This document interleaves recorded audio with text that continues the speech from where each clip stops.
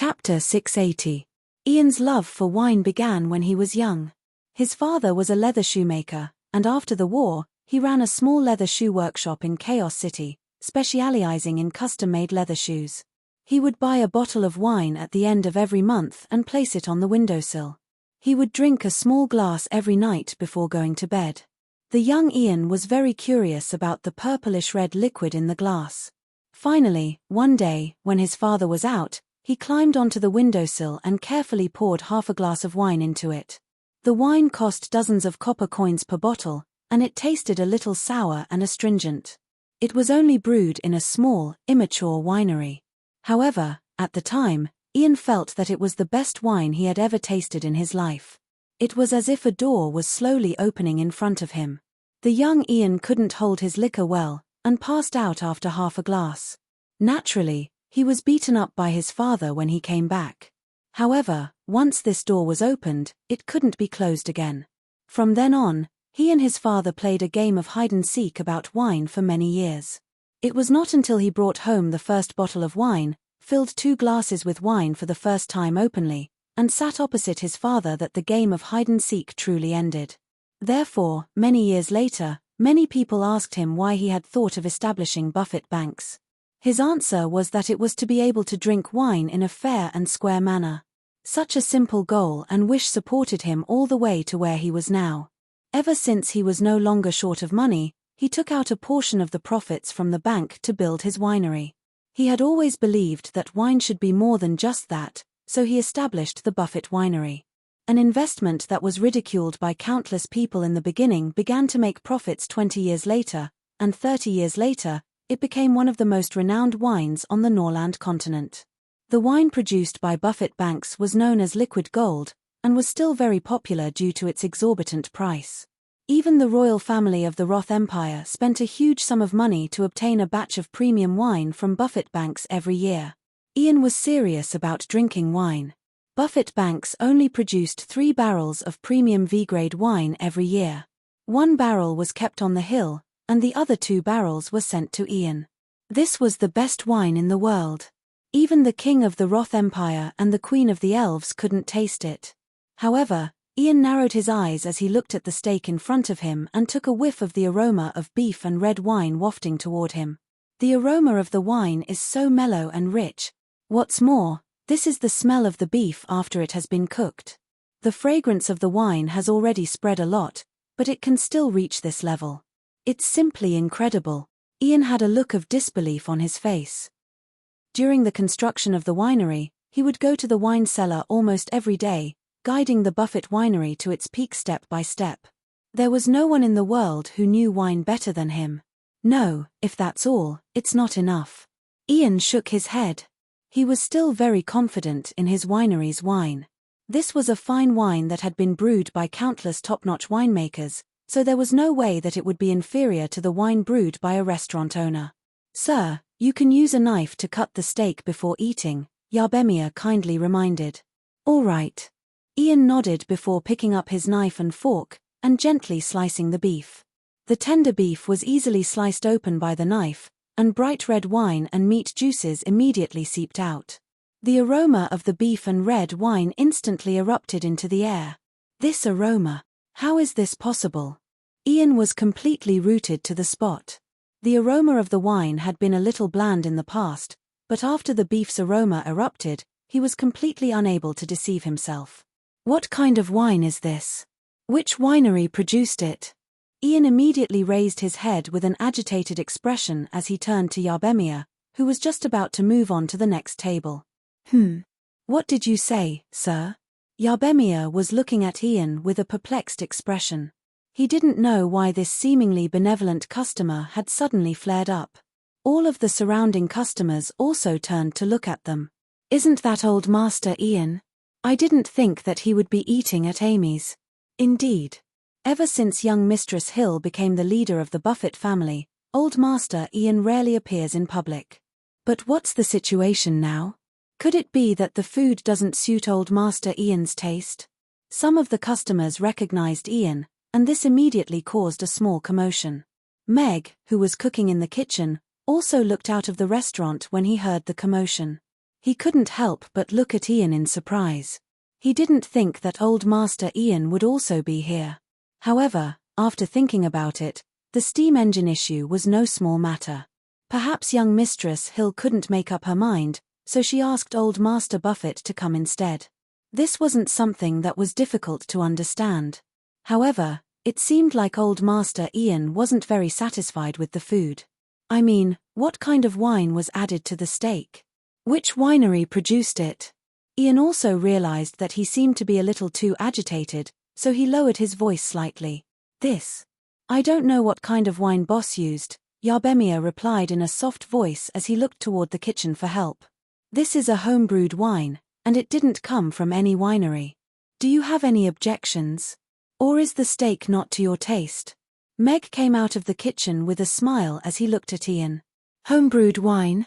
Ian looked at Meg before looking around the restaurant again. He shook his head and said, "This kind of wine can't be brewed in a place like this. I only use homebrewed wine for the steak." Mag was still smiling. This old man was indeed a connoisseur. The brewing of top-grade grape wine required strict control over every step, and the various equipment required would take up a lot of space. Her place was not even suitable to be used as a wine cellar. "All right, I don't care who brewed this wine."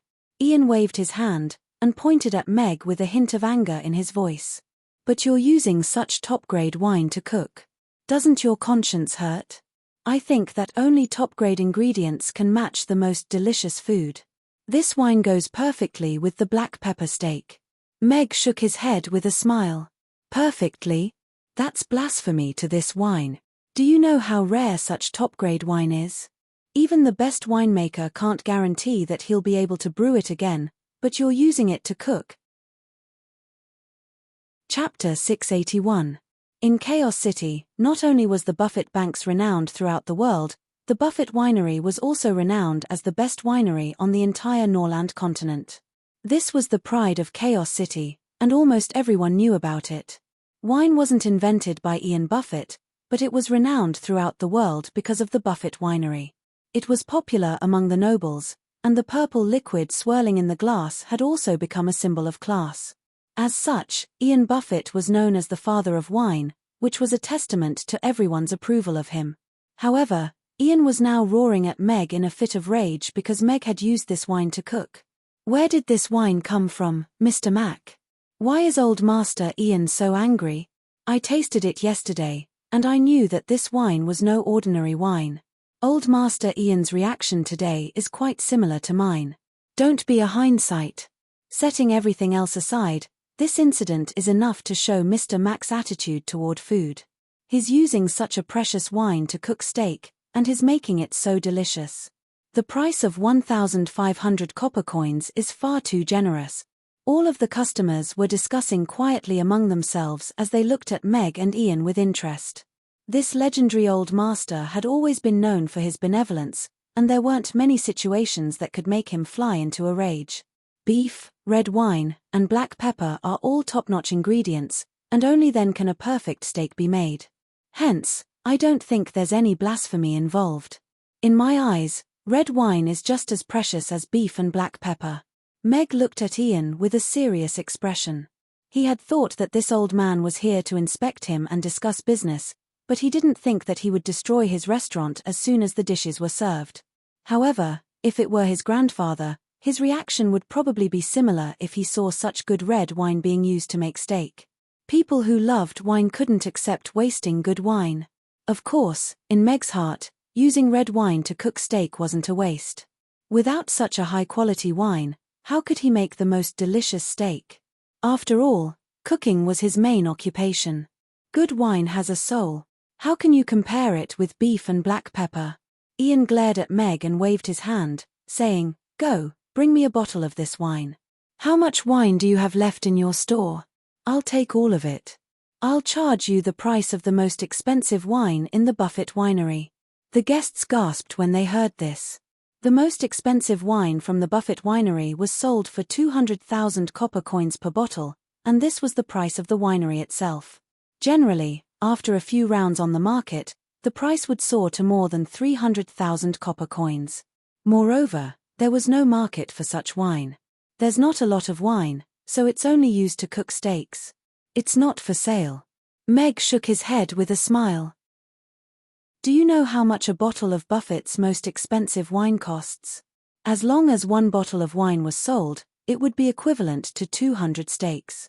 Marinating 200 steaks would require more than one bottle of red wine. You'll be struck by lightning for wasting such a precious treasure. Ian was fuming with rage. He had thought that the owner of the store would have a good brain, but now it seemed that the owner was stubborn and couldn't even calculate such a small amount. The wine is not for sale. Please don't force it. If you want to drink, the restaurant provides beer, and you can order freely.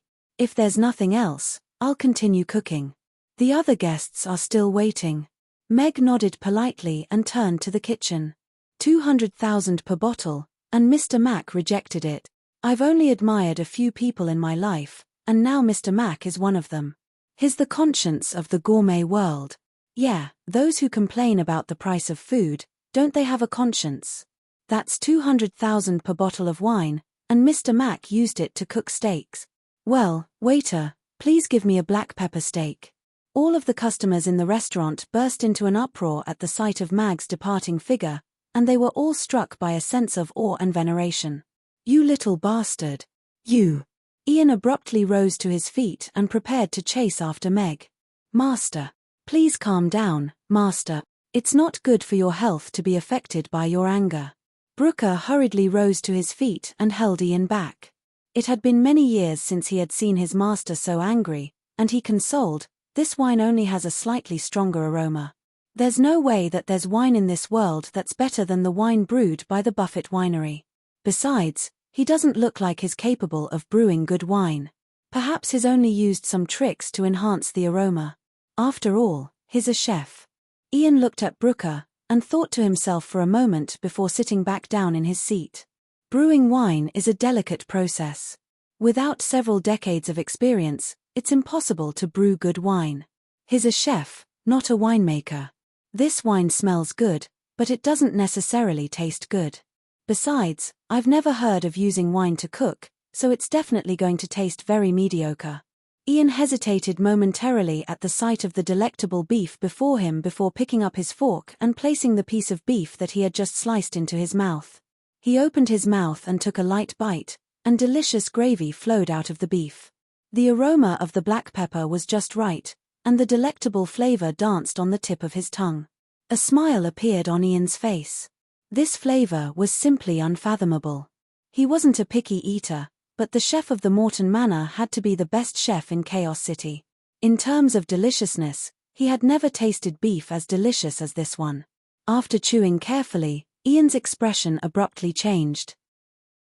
Aside from the delectable flavor of the beef, the sweet aroma of the wine was like a hidden treasure that had suddenly appeared before him. It was an irresistible attack of sweetness. It was not overshadowed by the deliciousness of the beef and black pepper, nor did it appear to be abrupt or unique. Instead, it blended perfectly into the beef, making the beef even more delicious and mellow, giving it a mellow texture. This was the most mellow and delicious wine that he had ever tasted. Even though it was only used as a spice, it still couldn't conceal its delectable flavor. In comparison, even the 3 barrels of V-grade wine produced by the Buffett winery each year paled in comparison. There was nothing to nitpick about the delectable flavor of the steak. It had completely subverted all of Ian's expectations of beef. Every single cell in his body was cheering with joy, and he was completely in awe of this delectable flavor. He was even suddenly feeling a little relieved. Only the best wine could match such delectable beef. This smells so good. Chapter 682. Everyone had thought that Ian was going to fly into a rage, but all of them were quite surprised to see this.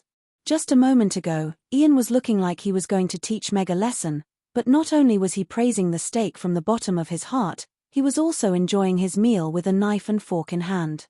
However, smiles soon appeared on everyone's faces. That made sense. After tasting Mr. Mac's food, everyone was going to worship him as if he were the chef god, so there was no way they were going to get angry at him. If they really did piss him off and put him on the restaurant's blacklist, that would be a massive loss. In the kitchen, a smile had also appeared on Meg's face. Delicious food could dispel all doubts, and that was why he was so confident. Aisha, your warnings always come true. Yabemia patted Sally's arm with a vibrant smile on her face. That's the strongest warning I can make when I'm faced with delicious food. Sally also had a smile on her face. Well. Brooker was also looking at Ian with a peculiar expression. This was a very rare situation. His master didn't often lose his temper, but if he did, it would take him at least half a day to calm down. Who would have thought that after just a short while, there was no trace of anger on Ian's face? Of course, it was even rarer for the old master to say such words that were like slapping himself in the face. Is this steak really that delicious? It's able to make master so obsessed with it. This owner is way too good. Brooker gulped down his saliva at the sight of the steak in front of Ian, and the rich aroma wafting toward him made him want to swallow as well. Here's your Yangju fried rice and tofu pudding. Please enjoy. Right at this moment, Yabemia placed the Yangju fried rice in front of Brooker, as well as the sweet and savory tofu pudding. Thank you. Brooker nodded, and his eyes were completely drawn to the colorful fried rice in front of him. Even though the aroma emanating from the fried rice wasn't as rich as that of the steak, the combination of all of the ingredients was still very enticing to him. The aroma was slightly lighter, but it also gave off a different flavor. All of the ingredients had been sliced to the size of grains of rice, and they were fried together with the rice. The golden eggs were perfectly enshrouded around the grains of rice, and each grain of rice was very distinct from the other ingredients. Brooker had never heard of anything like this, but the aroma of the fried rice was already tempting to him. He picked up a spoon and spooned it into his mouth. The fried rice was still a little hot, but Brooker wasn't bothered in the slightest. His taste buds, and at the same time, his brain. The fragrance of chopped green onions and eggs assailed his nostrils. The grain-sized shrimp and ham had a delicate texture, and the egg-wrapped rice was full of sweetness after being chewed. The taste of the various ingredients melted in his mouth, constantly attacking his taste buds. Even after swallowing, the fragrance still filled his mouth. What's to his stomach? How could there be such delicious food in this world? Is this really rice to be to him? Yangju fried rice was already quite cheap on the menu, but it still cost 600 copper coins per plate, which made him feel like the owner of this restaurant had set a steep price. However, Brooker felt like the price was far too high. All of the ingredients were extremely delicious, and even though they had all been sliced to the size of grains of rice, he could still taste all of the delicious flavors in his mouth, and it was truly incredible. He was Ian's butler, as well as the butler with the highest status in the Buffett family. His monthly salary was naturally quite high, and he even owned 2 shops under his name. He had already made up his mind that he was going to come back to eat this delicious Yangju fried rice again when he had some free time. If he could eat a bowl of this every day, then there would be nothing more he could ask for in life. Ding! Ian's knife and Brooker's spoon came into contact with the empty plate almost at the exact same time. The two of them looked at each other, and Brooker silently picked up the plate before licking the remaining 2 grains of rice. Useless. Ian pursed his lips as he looked at the small remaining pepper on the plate, and he silently picked it up and placed it into his mouth. A sheepish smile appeared on Brooker's face. He didn't think that Ian's actions were much more elegant than his own, but he could only keep such thoughts to himself. Are you satisfied with your meal, master? Brooker asked with a smile. However, he then felt like he had just asked a stupid question.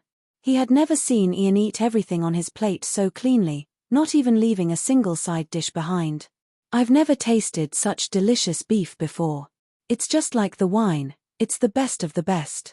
Ian nodded as he put down his knife and fork. Then what about this wine? Brooker asked in a quiet voice with a slightly nervous expression.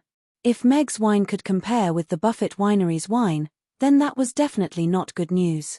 Brooker's voice wasn't very loud, but all of the customers sitting beside him were listening intently. Most of the customers present were extremely wealthy, but none of them were as knowledgeable as Ian when it came to wine, so his evaluation was naturally the most authoritative. Ian contemplated momentarily before nodding. I've only tasted the wine that was added to the beef, but judging from its aroma and texture after heating, The quality of this wine is not inferior to the A-grade wine brewed by the Buffett winery. In fact, it may even taste better. A-grade wine is the highest-rated wine sold by the Buffett winery, and each bottle costs at least 200,000 copper coins. My God, that's way too extravagant. He's cooking a steak with an A-grade wine, as expected of Mr. Mac. Mr. Mac. I thought that beer was already the pinnacle of Mr. Mac's winemaking, but it looks like I still underestimated him. He's driving all of the other industries to death. Ian didn't bother to lower his voice as he spoke, and his words instantly created a stir in the restaurant. All of the customers were looking at the steak on their plates with completely different expressions. Black pepper, A-grade wine, and the meat of a fourth-tier magic beast, ironhide bull. This was no longer just an ordinary steak. This was an extremely expensive steak. After taking a single bite, the aroma of the steak was no longer that of gold coins. Instead, it was that of dragon coins. Of course, money was far more important than the taste. However, knowing that this seemingly ordinary piece of steak was made with such top-notch ingredients, he felt a lot more comfortable after taking a bite. It even had the effect of being delicious. He does have a weird temper, but he really is a fair old man. Meg nodded slightly upon hearing Ian's words. The fact that he was able to give such a high evaluation of the steak was a testament to his expertise in wine. Chapter 683. What kind of brain is this tofu pudding? Could it be the brain of some kind of magic beast? Ian looked at the tofu pudding before him. The white tofu pudding was placed in a small bowl, with chopped pickled vegetables and other side dishes placed on top of it. A spoonful of orange sauce had been poured over the tofu pudding, and the aroma of the sauce and side dishes combined with the aroma of beans wafted toward Ian. He had just finished his steak, and the refreshing aroma of beans was a pleasant surprise to him. The white tofu pudding was completely different from the brain that he had envisioned, and he didn't feel nauseous in the slightest. It looks very appetizing, and the aroma is very refreshing as well. It should taste quite good. Ian nodded before looking at the tofu pudding in front of Brooke with a smile, and said, "Brooke, you're not getting any younger, so you should cut down on sweets. It's not good for your health." "Master, this is my only hobby. If I can't even eat sweets, I'll feel like something is missing from my life." Brooke smiled as he looked at the sweet tofu pudding in front of him with an elated expression. The tofu pudding was square and white, and there was a layer of reddish-golden syrup on top of it. It looked like a piece of pure white jade wrapped in amber. When he picked up the bowl, the tofu pudding wobbled a little. It looked very springy, and there was even steam rising from the syrup. The aroma of the heated syrup mingled with the aroma of beans, and he could already taste the sweetness in his mouth even before he had eaten it. For a dessert lover like him, this was simply too alluring. The two of them picked up their spoons at almost the exact same moment before placing a spoonful of tofu pudding into their mouths. This flavor. Brooke's eyes immediately widened. The tofu pudding in the syrup melted in his mouth, and in contrast with the usual sticky syrup, this reddish-golden syrup was sweet but not greasy, and it didn't overpower the tofu pudding's natural aroma in the slightest. He swallowed the tofu pudding down his throat, and the faint aroma of beans lingered in his mouth. Brooke loved sweets, and he had eaten countless types of desserts. He would always carry a bag of sweets in his pocket, and it had already become a habit for him to have one every now and then. When she first started working for Ian, she would often be so busy that she didn't have time to eat. When she was hungry, she would eat a candy. Gradually, it became a habit. If she didn't eat some candy every day, she would feel uncomfortable the whole day. Even though he had tried all kinds of desserts, he still fell in love with the sweet tofu pudding after tasting it. He felt as if he had suddenly fallen into a delicious trap, surrounded by countless sweet syrups. He plunged in, wantonly rolling and tasting inside, enjoying the smoothness and sweetness of this moment alone. What a delightful taste! Ian looked at the empty spoon in front of him with elation on his face. The white and tender tofu pudding was wrapped in an orange-red sauce, and there was a bit of chopped pickled mustard on top. As soon as he put it into his mouth, it melted without even chewing. The fragrant and sweet tofu pudding, savory pickled mustard, and sauce blended together perfectly. All kinds of flavors wreaked havoc in his mouth, and after swallowing, his mouth was filled with a faint bean flavor that was filled with a refreshing feeling. Eating this savory tofu pudding after finishing the steak was an indescribable feeling. The white porcelain spoons clinked against the sides of the bowls, and one spoonful of tofu pudding after another was shoveled into their mouths. Sweet tofu pudding is the king of all desserts. I've never tasted anything as delicious as this. This is an irresistible delicacy. Brooker licked the syrups in his bowl clean before putting it down with an expression of awe and satisfaction on his face. It was as if his life had been elevated. Ian put down his bowl and shook his head as he looked at Brooker. You should try the savory tofu pudding before you say that. Treating tofu pudding as a dessert is an insult to tofu pudding. Tofu pudding should be a delicious snack, not a sweet dessert. Master, I respect you very much, but desserts are my religion. Sweet tofu pudding has completely replaced desserts in my heart, so please don't insult it. Brooker looked at Ian with a serious expression, and said, also, tofu pudding already has a slightly sweet flavor, and adding the syrups in it maximizes that flavor. I think this is the correct way to make tofu pudding delicious.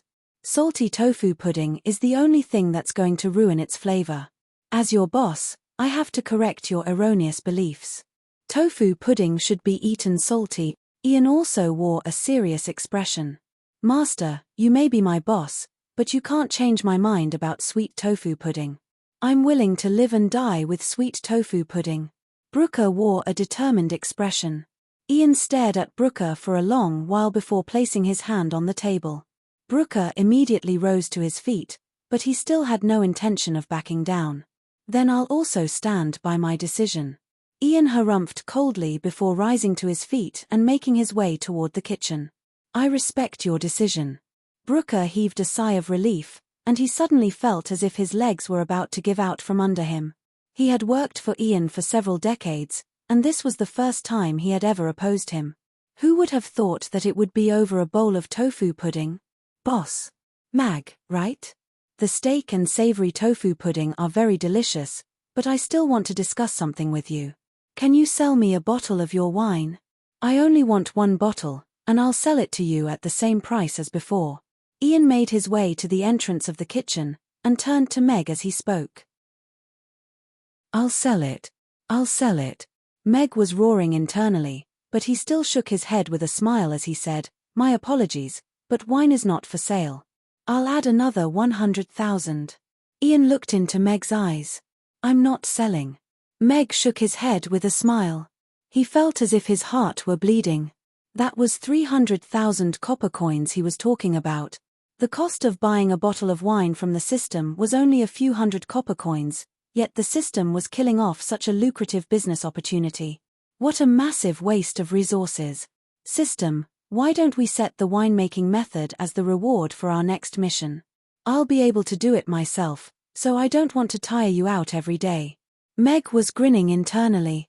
Mission rewards are random, but as long as the host works hard to complete the mission, there's still hope that you'll be rewarded with the winemaking method, the system replied.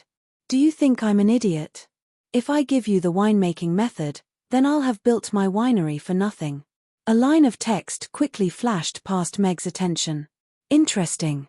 Mr. Mac, you're welcome to visit my winery next time. I'll treat you to some of my wine. A smile reappeared on Ian's face as he looked at Meg. You're far too kind. If the opportunity arises, I'll be sure to visit you. Meg also nodded with a smile. He wanted to discuss with the old man whether they should hold a lunch auction together.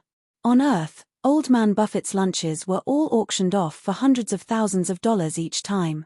Even though this Old Man Buffett didn't invest in the stock market, he was just as legendary as Old Man Buffett on Earth. If news of this were to spread, the stock market would most likely explode. Only that old man could come up with such a way of earning money when someone else was treating him to a meal and he still had to give him money. Chapter 684. Master, are you worried that Mr. Mac's wine will affect the winery? Brooker asked with a concerned expression. Ever since they had gotten into the horse-drawn carriage, Ian hadn't said a single word. Competition exists in all industries, and it's always beneficial to the development of an industry. If his wine really does pose a threat to our winery, then those guys who keep telling me that they've already done their best will know what to do instead of sleeping on women's bellies. Ian shook his head with a hint of mockery in his eyes. Then, Brooker was rather perplexed. I'm thinking about whether we should make him the manager of the winery so that he can improve the quality of our wine. An eager smile appeared on Ian's face. A concerned look appeared on Brooker's face as he said, "But master, all of the winemakers in the winery are extremely experienced. If we make Mr. Mac the manager, they'll most likely be disgruntled. It's too risky." Ian smiled and said, "If they're not as good as him, then they can keep it to themselves. I've always looked at the people I employ based on their abilities. Otherwise, the winery wouldn't have been able to grow to such a scale. All of my old friends who started this business with me back in the day were only able to manage one shop at most. But young Mistress Hill is in charge of the winery now, so," Brooker said in a quiet voice, "there's no rush. Young Mistress Hill has been very busy recently. However, if she succeeds, then I'll go to that guy again, and he won't be able to turn me down," Ian replied with a smile. "Father, why didn't you bring Mother with you? It's not very appropriate for the two of us to sneak out for supper." Vivian jumped down from the horse-drawn carriage first, and looked at Michael with a smile, completely devoid of any shame. Michael also jumped down from the horse-drawn carriage with a smile, and said, "I told your mother about this, and she said that she doesn't want to eat supper as she's afraid of gaining weight. She also doesn't want to eat spicy food as she's afraid that something will grow on her face, so only the two of us came." Vivian heaved a faint sigh, and said, "That's a real pity. Mother missed out on the delicious spicy grilled fish just like that. Next time, you have to tell her that she can eat a bowl of tofu pudding after the spicy grilled fish, and she'll be able to recover all of her lost weight. On top of that, her skin will become even fairer and more supple. There's such a thing. I'll bring one back for your mother. She'll love it." Michael's eyes lit up. Vivian looked at Michael with a smile, and said, "Father, you're out for a meal with your precious daughter, but you're only thinking about your wife. You're doing me a lot of harm. Okay. Order whatever you want to eat today. If you can't finish it, take it home and continue eating." Michael smiled helplessly. "If you say so, then I won't hold back." Vivian's eyes lit up as she strode toward the restaurant. It was almost 9 o'clock. The restaurant was less crowded, and there were some empty seats. Vivian opened the door and entered, followed by Michael. All of the customers in the restaurant faltered slightly at the sight of Michael before hurriedly standing up to greet him. None of them had thought that the city lord would suddenly appear here. "There's no need to greet me, I'm only here to eat." Michael waved his hand with a smile, and gestured for everyone to take a seat. Could it be that young Mistress Vivian is the city lord's daughter? Yarbemia looked at Vivian with a surprised expression as she sat down across from Michael. Vivian raised her hand, and turned to Yarbemia with an excited expression as she said, "Here's a large insanely spicy grilled fish. Father, we should be able to finish it, right?" Vivian turned to Michael. "This insanely spicy grilled fish." Michael mused to himself. He hadn't tried insanely spicy grilled fish before, but judging from the super spicy grilled fish last time, it most likely wasn't something that he could handle. However, at the sight of Vivian's excited expression, he hesitated momentarily before nodding as he said, "Sure, we can take it home if we can't finish it." "Has the black pepper steak been released yet?" Michael asked with a smile as he turned to Yarbemia, who had already arrived at the table. Yarbemia nodded with a smile, and replied, "That's right, it was released today." "Is that the steak from last night?" Vivian's interest was also immediately piqued. "That's right." Yarbemia nodded after a brief moment of contemplation. Vivian clapped her hands together, and said, "Then I'll also have a black pepper steak. I was almost drooling at the sight of it last night. I have to try it today." Michael turned to Vivian with a perplexed expression, and asked, "Didn't you already order a large insanely spicy grilled fish?" "That won't stop me from eating my steak. I skipped dinner just for this meal," Vivian replied with a sly smile. "Little girl."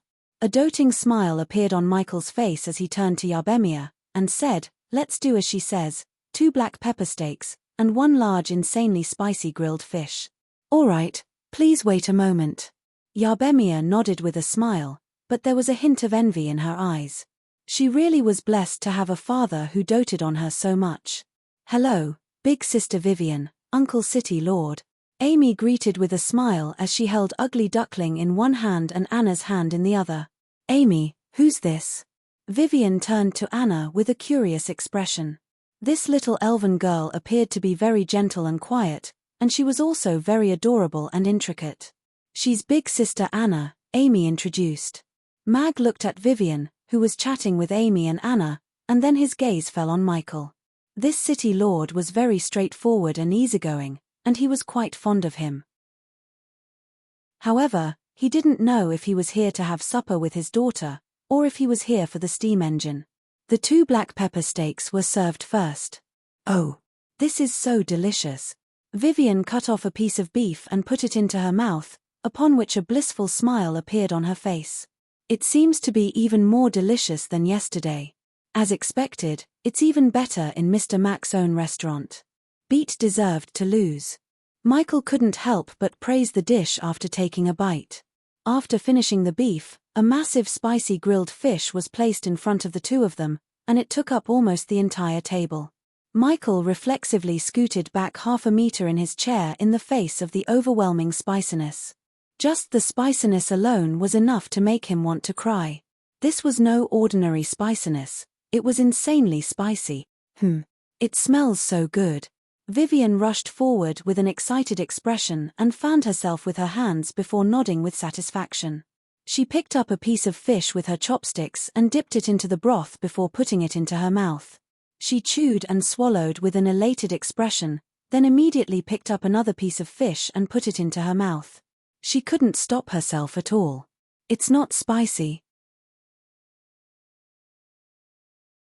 Chapter 685. Yes. Michael's face immediately became flushed, and it was as if flames were about to erupt from his eyes. He held his tongue for a long while before finally swallowing, and immediately turned to Yarbemia as he said, "Get me a glass of beer with ice." "All right." Yarbemia quickly strode toward the kitchen.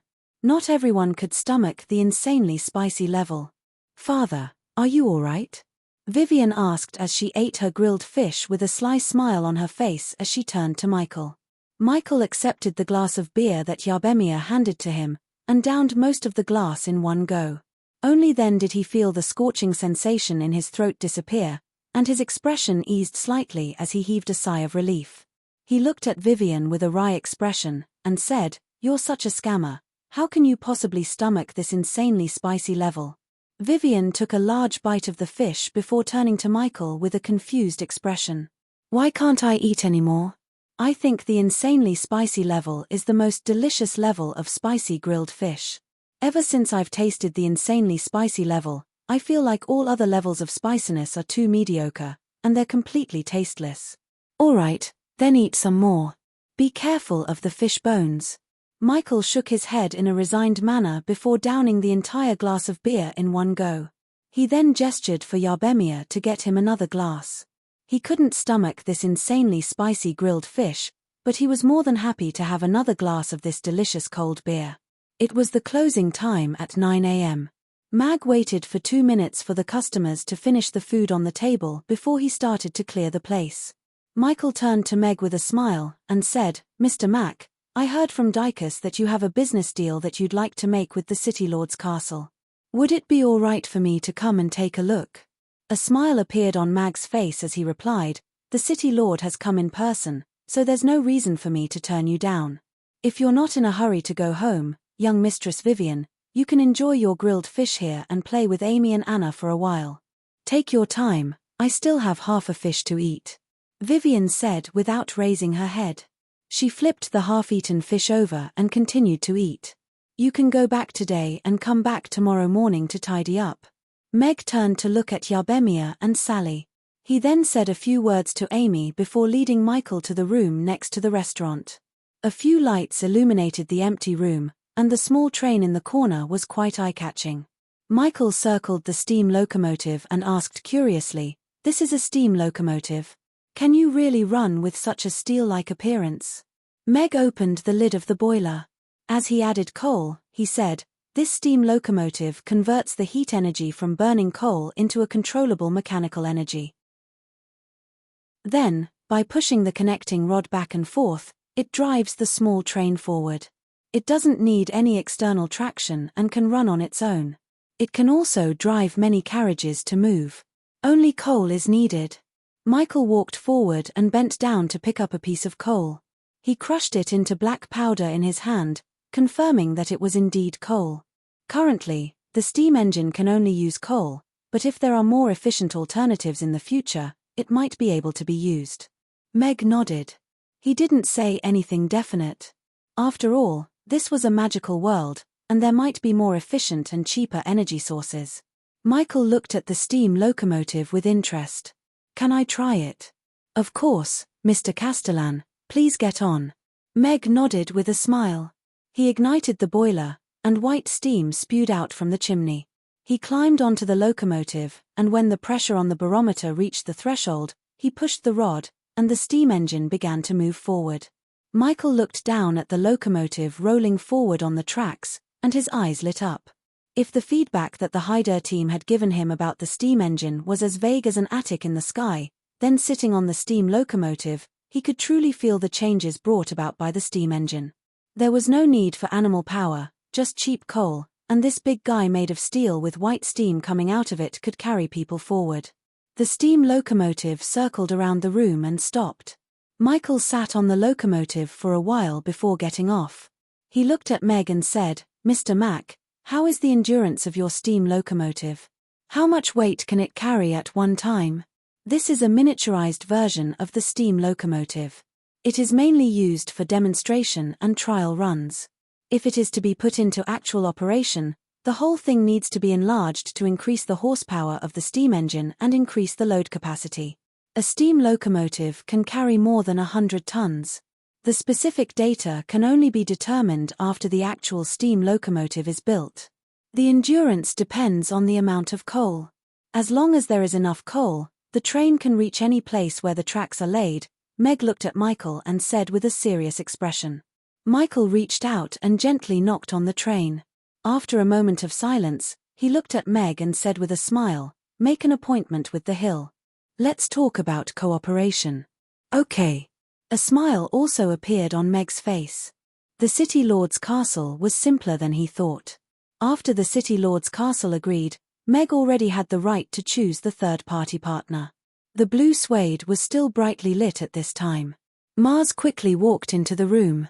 He looked at Gloria, who was holding a piece of silk and thinking about something, and said, "Young mistress, all 30 sets of gowns have been pre-ordered. Each gown costs 100,000 copper coins, and they will all be delivered before the end of the month. There are also many customers who have inquired about the other 2 gowns, but according to your request, they are not accepting pre-orders. Instead, they will be put on the market in half a month.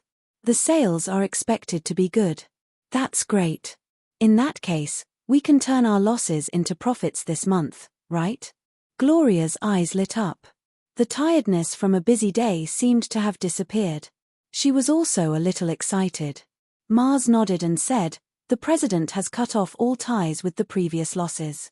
After deducting the wages of the tailors and the workers, just the 30 sets of gowns alone will be able to make a profit of 2 million copper coins.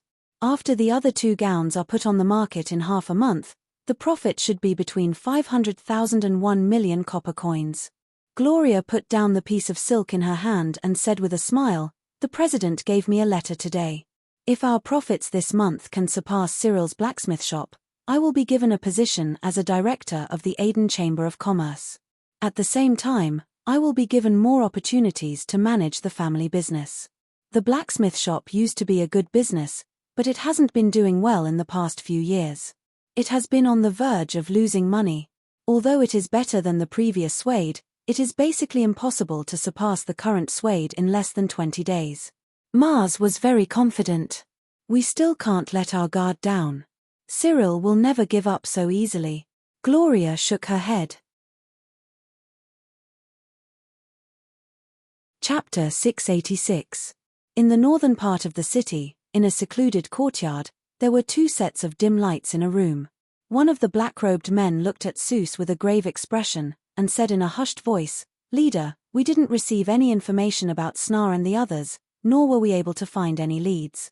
However, judging from what we found after returning to our stronghold, we've left behind many of our belongings and weapons, so Snar and the others most likely didn't leave Chaos City of their own accord. They must have encountered some mishap while searching for Alex, and were wiped out," another black-robed man said with a grim expression. "Could it be that they found Alex?" one of the black-robed men exclaimed before immediately covering his mouth with a hint of horror in his eyes. The atmosphere in the room instantly plunged to the freezing point. All of the black-robed men were silent, and they could see the horror in each other's eyes.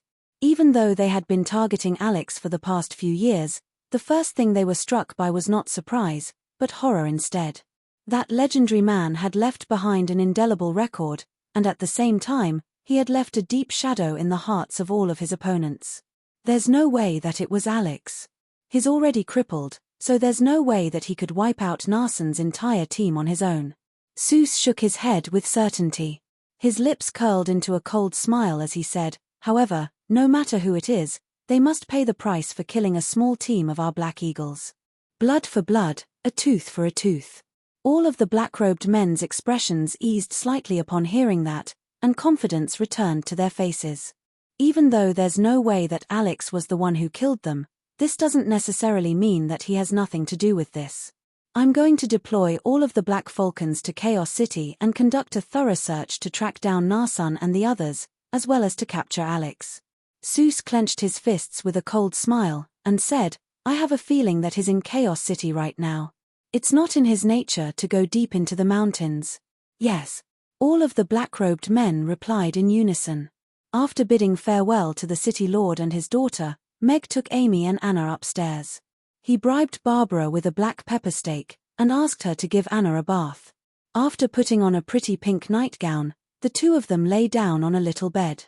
Meow Tilda Ugly Duckling was crying out from under the bed, and it was clinging to the foot of the bed as it poked its head out. Amy poked her head out from under the bed, and said, "Ugly Duckling, I already have Big Sister Anna. I don't want you anymore. You can sleep on the floor from now on." Meow Tilda Ugly Duckling's ears immediately drooped, and it withdrew its front paws from the foot of the bed as tears welled up in its eyes. "Ugly, ugly duckling." Amy of the bed of her of course, and to her of the world, of the Black Falcons of the bed of chaos of the world of the world. Of the black of black black black to the bed of the black black black black black bed to it. Of Amy to Ugly Duckling immediately jumped up in excitement, and looked up at Amy with an expectant expression. "Seeing as Big Sister Anna has already agreed, then I'll reluctantly agree to let you sleep on the bed, but you have to be good." Amy nodded after a brief moment of contemplation. She lay down on the bed, picked up Ugly Duckling, and placed it between the two of them. Meow Tilda Ugly Duckling found a comfortable position between the two of them before closing its eyes and falling asleep. "Good boy." Anna stroked Ugly Duckling's fur gently with a smile on her face. "But it's getting fatter and fatter. I feel like this bed is going to collapse under its weight soon." Amy sighed as she pinched Ugly Duckling's face. "It's even cuter when it's chubby. Look how fun it is to pinch it like this. It's like it's made out of water." Anna pinched Ugly Duckling's face with both hands, and gently pinched it into a round pancake, then a square. "Wow. I didn't know you could do that." Amy's eyes lit up, and she was instantly intrigued. She reached out to pinch Ugly Duckling's face to the sides, and it immediately changed its appearance, causing the two little fellows to burst into laughter. "How pitiful."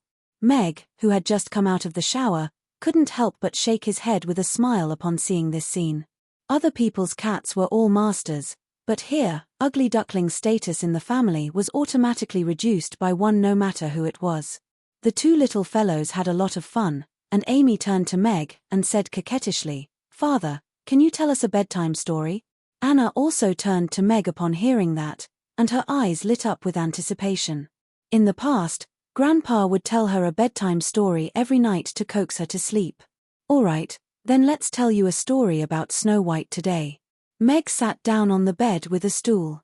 "Is Snow White made of ice cream?" Amy asked, raising her little hand. No, Snow White is called Snow White because her skin is as white as snow. Meg shook his head with a smile. His daughter's brain was really wired like no one else's. I see. What a pity. Amy nodded regretfully. Although he didn't know what Amy felt regretful about, Meg still began to tell the story of Snow White in a gentle and low voice. In the harsh winter, the snow was like goose feathers dancing in the sky. The queen sat by the window, looking at the white snow, and made a wish. Snow White's tragic life began with this beautiful wish. Because of her beauty, she was envied by the new queen, and was kidnapped into the forest. She met the 7 dwarfs, but still couldn't escape from the queen's clutches. First, she was almost strangled to death, and then she was almost killed by a poisonous comb. Amy and Anna were completely immersed in Meg's story. They were worried about Snow White's life and death, and their anger toward the vicious queen fluctuated along with the story. However, when he reached the part where Snow White ate a poisonous apple and died as if she was in a deep sleep, Meg stopped. As a father, he really couldn't tell them the original story. A necrophiliac prince fell in love with Snow White's corpse, spent money to buy her corpse, and ended up with her in the end. This was not in line with his worldview. Father, what happened after that? Did Snow White really die? Amy looked at Meg sadly. Anna's eyes were also filled with tears. This Snow White was as pitiful as she was. Chapter 687. A gratified smile appeared on Meg's face at the sight of the 2 little girls falling asleep with smiles on their faces. Self-reliance was the right way to start a fairy tale. Stories like abandoning one's brain and relying on one's Prince Charming weren't suitable for little girls at all. He tiptoed back onto his bed and rested as he thought back to everything that had happened today. The City Lord's castle had more or less made a decision, but Buffett still had to wait for the Hill's opinion. Whether the 3 parties would be able to enter into a substantive discussion or not would still be up to the Hill to decide. After that, Meg looked at the 0.5 strength point pouch in his body. This was the reward that the system had given him for completing the system mission today. Even though it wasn't much, it was undoubtedly a timely addition to Meg's current situation. The journey to Rodu was going to be fraught with dangers, and the more powerful he was, the greater his chances of survival would be. Meg lay on his bed for a long while before looking at the clock. It was already midnight, and only then did he silently crawl out of his bed and make his way to the balcony. System, activate the soundproofing effects of the room, then activate the 0.5 strength point, Meg said internally as he made his way to the balcony. The memory of being struck by lightning last time was still fresh in his mind, and no one wanted to experience something like that again. However, he had to make the lightning strike even more ferociously, and this feeling of exasperation made him feel a little resigned. The soundproofing effects of the restaurant have been fully activated. Prepare to be struck by lightning. Please close your eyes. The system's voice sounded with a hint of glee and schadenfreude in its voice. Meg pursed his lips and refrained from saying anything. He stood at the center of the balcony and waited for the lightning to strike. There was probably nothing more torturous in this world than waiting to be struck by lightning. Hence, when a bolt of lightning as thick as a water bucket fell from the sky and landed on Mag, he even felt a sense of release as a clap of thunder exploded beside his ears. Phew, after an indeterminate period of time, Meg heaved a long sigh of relief and stretched his completely stiff body. Lightning swam over the surface of his body, making crackling sounds as if he had just been fished out of a thunderstorm. Fortunately, I took off all my clothes. Otherwise, another set would have been ruined. Meg lowered his head and looked at his charred body. Even his shorts had turned into ashes when he moved slightly. A gust of autumn wind blew, causing him to shiver. He quickly put on a bathrobe and went downstairs. While taking a shower, Meg felt the changes in his body after the lightning strike.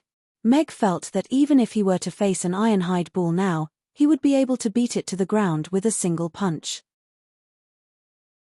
This was not an arrogant thought, but a judgment of the physical fitness of a level 4 knight. If a normal 4th tier knight were to face off against an ironhide bull, perhaps they would be able to capture it with their exceptional swordsmanship and other abilities. However, if this knight specialized in body refinement, then his powerful physical constitution would allow him to clash head-on with the Ironhide Bull. Alex was someone who could fight against a giant dragon back then, so his physical fitness was naturally incomparably strong. Before I go to Rodu, I have to master my swordsmanship to the pinnacle of the 4th tier. Meg slowly clenched his fists as he made up his mind. Within a lavish and intricate room in the Morton Manor, a warm light illuminated a corner of the room. Hill was sitting by the window, holding a crystal glass that was half filled with wine. His brows were furrowed as he pondered something. The room was silent for a long while. Hill looked at the wine glass in his hand before suddenly raising it and downing it in one gulp. It was as if he had made up his mind, and a smile appeared on his face as he said, "In the past, I've always prioritized stability in all of my investments. However, perhaps I should take a gamble this time. If I succeed, then the Buffett family will become one of the most powerful families on the Norland continent. Aside from the bank and winery, the Buffett family will also have a steam locomotive that is just as renowned as the Buffett family. That will be an honor for me. Mr. Meg, I hope you don't disappoint me." Hill put down his wine glass and snuffed out the light. In a hotel room in the northern part of the city, Snar, who had disguised himself as a burly man with a full beard, was carefully examining a map under the light. There were already a few places on the map that had been circled with red lines, making it appear rather messy. It's not easy to find someone in Chaos City who's intentionally hiding themselves, and there's no one I can trust. Hopefully, I'll be lucky this time and find the young mistress and Master Alex as soon as possible. Snar heaved a faint sigh as he sat at the table. He quickly wrote a letter before placing it into a small bamboo tube. After that, he silently opened the window and blew a thin whistle. A white hummingbird that was only around the size of 2 fingers flew into his hand. He tied the small bamboo tube to the hummingbird's leg, and tossed it out the window before disappearing into the night sky in the blink of an eye. In the second prince's manor in Rodu. "Your Highness, this is a letter from Ambassador Carols." The butler quickly strode into the study with a letter in his hand. He made his way over to the desk in a respectful manner before presenting the letter to Joshua. "Carols." Josh's brows furrowed as the letter in his hand transformed into a ball of dark green light. He accepted the letter from the butler and began to read it. "Meg. Is this a coincidence, or is there a connection between them?" Josh's brows furrowed even more tightly after reading half of the letter. He continued to read on before shaking his head again. "No, Alex isn't someone who can cook well. Even if he's a cripple now, there's no way he'd become a chef. He's a proud man, and even if he were to die, there's no way he'd lower his head to anyone or cook for anyone. There's no way he'd become a good chef." The butler stood off to the side in silence, not daring to utter a single sound. After reading Carol's letter, Josh fell silent for a moment before picking up a pen and paper to write a reply. Carols had been an ambassador in Chaos City for over 10 years, and that was more than enough for him to receive a decent official title upon his return to Rodu. All he had to do was use his connections to secure him a position of authority, and that wasn't a difficult task for him. As for Carol's request for the best chef in Chaos City to cook for the king on his birthday, Josh was quite intrigued by it. He had been quite troubled recently about what kind of birthday present the king would like. There were countless precious treasures in the royal palace, and the king couldn't afford a beautiful woman.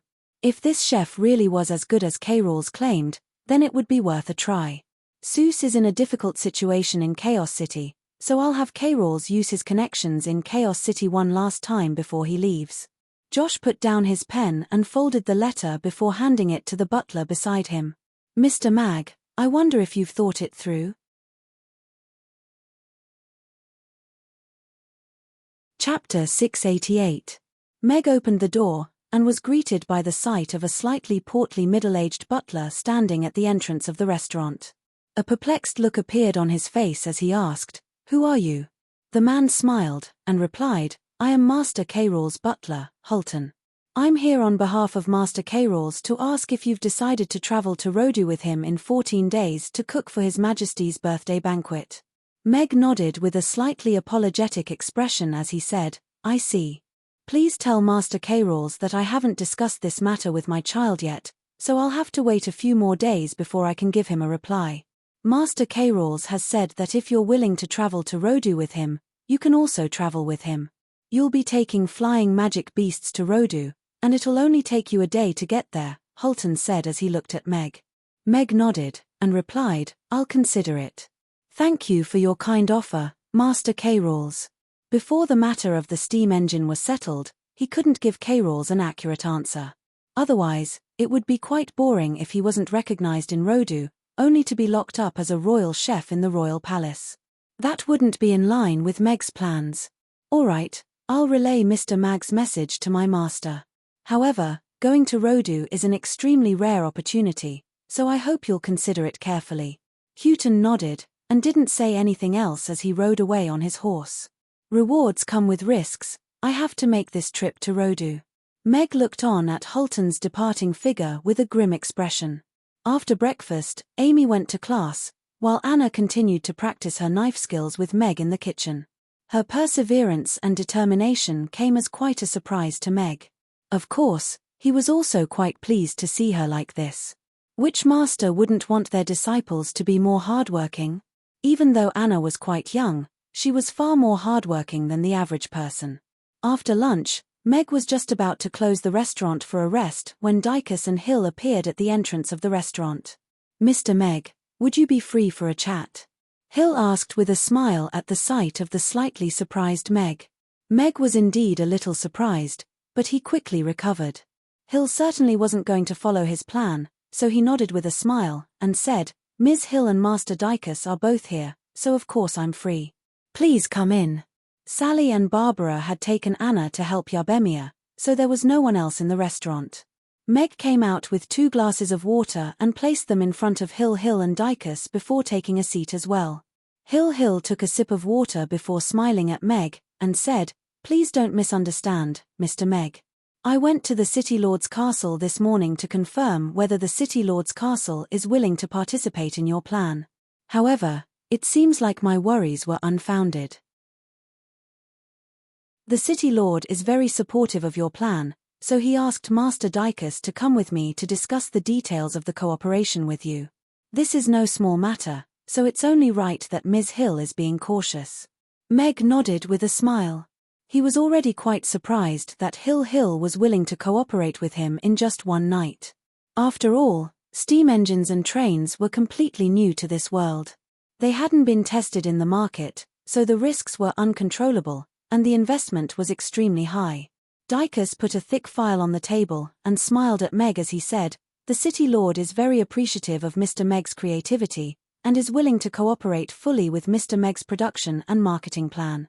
Since all 3 parties have made their intentions clear, let's not beat around the bush and get straight to the point. Meg looked at the 2 of them with a serious expression, and said, I can provide all the technology and processes for steam engines and steam locomotives, and I will continue to do research in this area and upgrade the steam engines.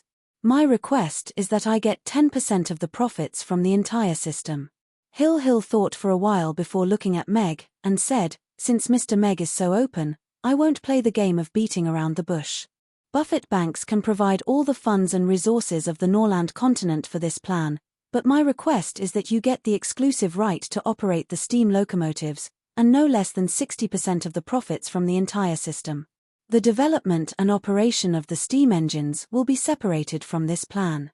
I hope it will be a bilateral cooperation between Buffett Banks and Mr. Meg. Mr. Meg will get 20% of the profits related to this plan. He is indeed an impressive businessman. Meg couldn't help but praise him in his heart, but his expression remained calm. The characteristics of the steam locomotives required a force like Chaos City's involvement to promote them faster, but the promotion and development of the steam engines was purely a commercial activity. Although Hill gave Meg 10% of the profits, he also got full autonomy. The City Lord's castle can accept 30% of the profits from the steam locomotives, and the City Lord's castle will let the Bureau of Machinery fully cooperate with the manufacturing and provide all kinds of talents.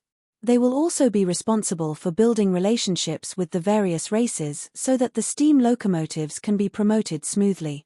However, apart from 30% of the profits, the City Lord's castle has another request. Once we enter an emergency period, Chaos City will have the right to temporarily take over the railway, and the other two parties will have to give their full support.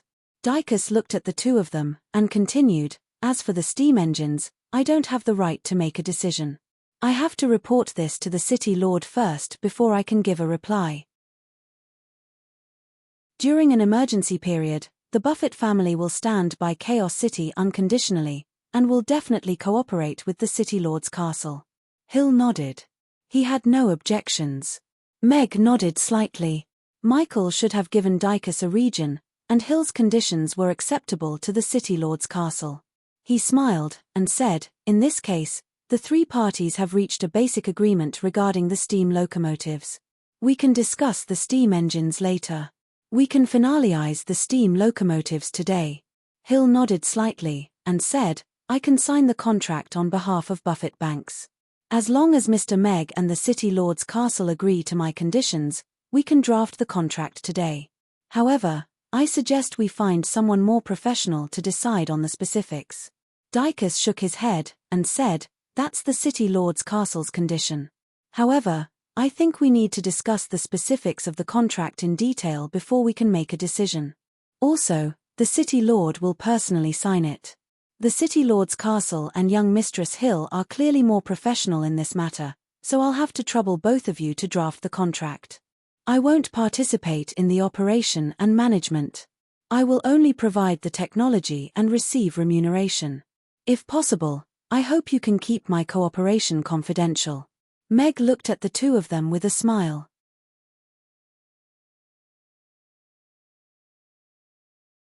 Chapter 689. In the magic room on the second floor of the magic potion shop, Julian looked at Amy, who was making a snowman. He coughed lightly, and said in a hoarse voice, Little Amy, after this period of practice, you've become more proficient in the use of illusion magic. What we're going to do next is to endow the item with magical energy. Only then will it be able to exert its combat power in battle. Just like Master Julian's frost dragon that can spit out ice cubes. Amy's interest was immediately piqued. Julian nodded, and said, that's right. If an illusion is just a form, then it's nothing more than a trick to deceive people. If a magician's illusion can't make the item they create possess the characteristics and abilities of an illusion item, then it's a failure. Just like the fire phoenix that Crassus created, it's just a fighting rooster with the appearance of a fire phoenix. But Master Crassus's fighting rooster and Master Julian's frost dragon fought for a long time without a clear victor. Amy looked at Julian with a puzzled expression. Well, Julian's expression stiffened, and he didn't know how to respond for a moment. He coughed dryly, and continued, now, let's start with endow the ability. First, choose an item that you think is the most powerful, and create its appearance. Then, think about its abilities in your mind, and think about how to make the item you create possess the same abilities. Also, I'll remind you one last time, you're not allowed to transform into Mr. Mac. Julian reminded her again. During this period of time, he hated seeing Meg the most.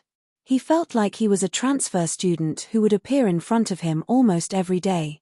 I still think Father is the most powerful. Amy murmured softly. However, when she saw Julian's expression, she hesitated for a moment, and fell into deep thought. Julian watched from the side. He wasn't in a hurry to teach Amy the method, nor did he give her any hints or suggestions. He had never seen anyone who was as talented as Amy in magic. Even Irina, who had amazed him in the past, was still a far cry from Amy. As for himself, he admitted that even if he had another brain, he was still not as talented as Amy. Therefore, he was more willing to give Amy directions and let her walk on her own. This was something that Crassus and he had a rare tacit understanding. To them, level 10 was already an insurmountable limit. Even though they were indeed much more powerful than ordinary level 10 great magicians, they were well aware that they were still within the realm of level 10. Therefore, they wanted to know if there was really someone in this world who could break through the shackles of level 10 and break through to level 11. Some people said that the Elven Queen was at level 11. However, even during the racial war, the Elven Queen had only fought a few times. No one knew how powerful she was, or if she was just a smokescreen released by the elves to raise their status on the continent. Julian and Crassus accepted Amy as their disciple at the same time, not only because they cherished her talent, but also because they had a tacit understanding. They both wanted to see if there was really a level above that. Amy closed her eyes. A ball of golden-orange light appeared above her head.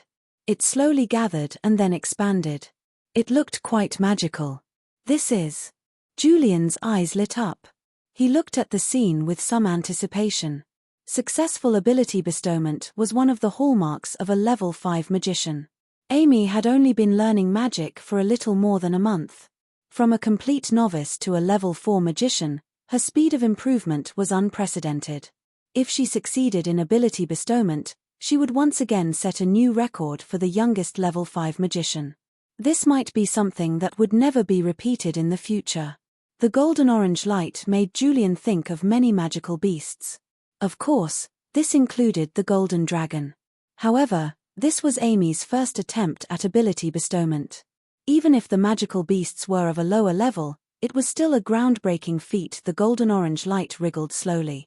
Then, it slowly shrank and became more solid. This is that orange cat. About 10 minutes later, Julian stared at the little orange cat that had appeared above Amy's head.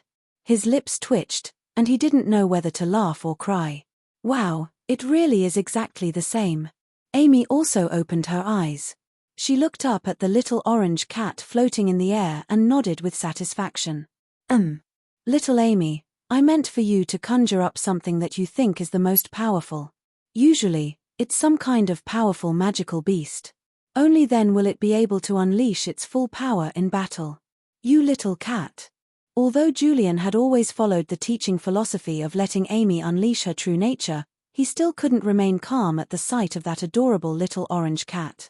If he were to toss out an orange cat in battle, the best outcome would be to make the opponent laugh themselves to death. Master, this isn't a cat. It's Ugly Duckling, Amy emphasized seriously.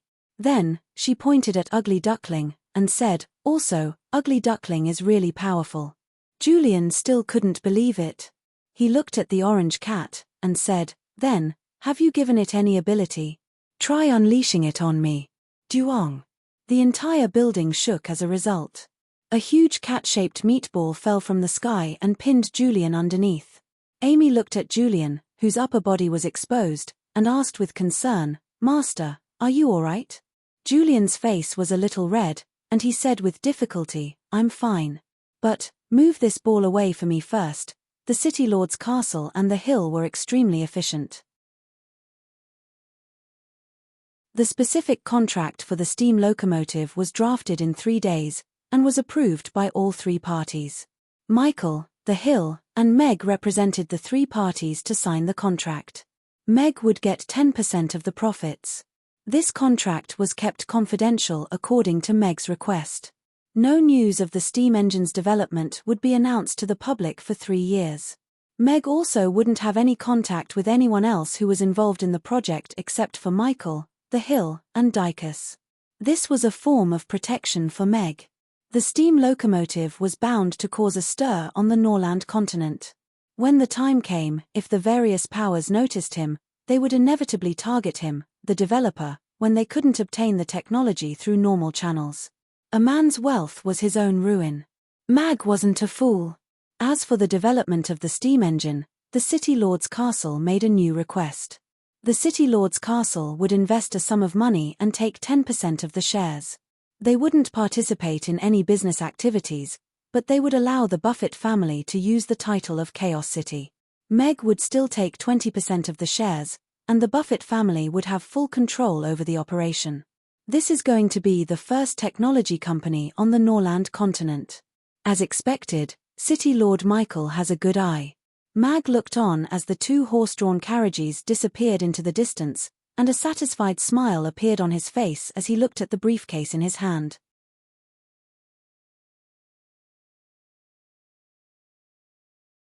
Chapter 690. 3 days later, at Mammoth.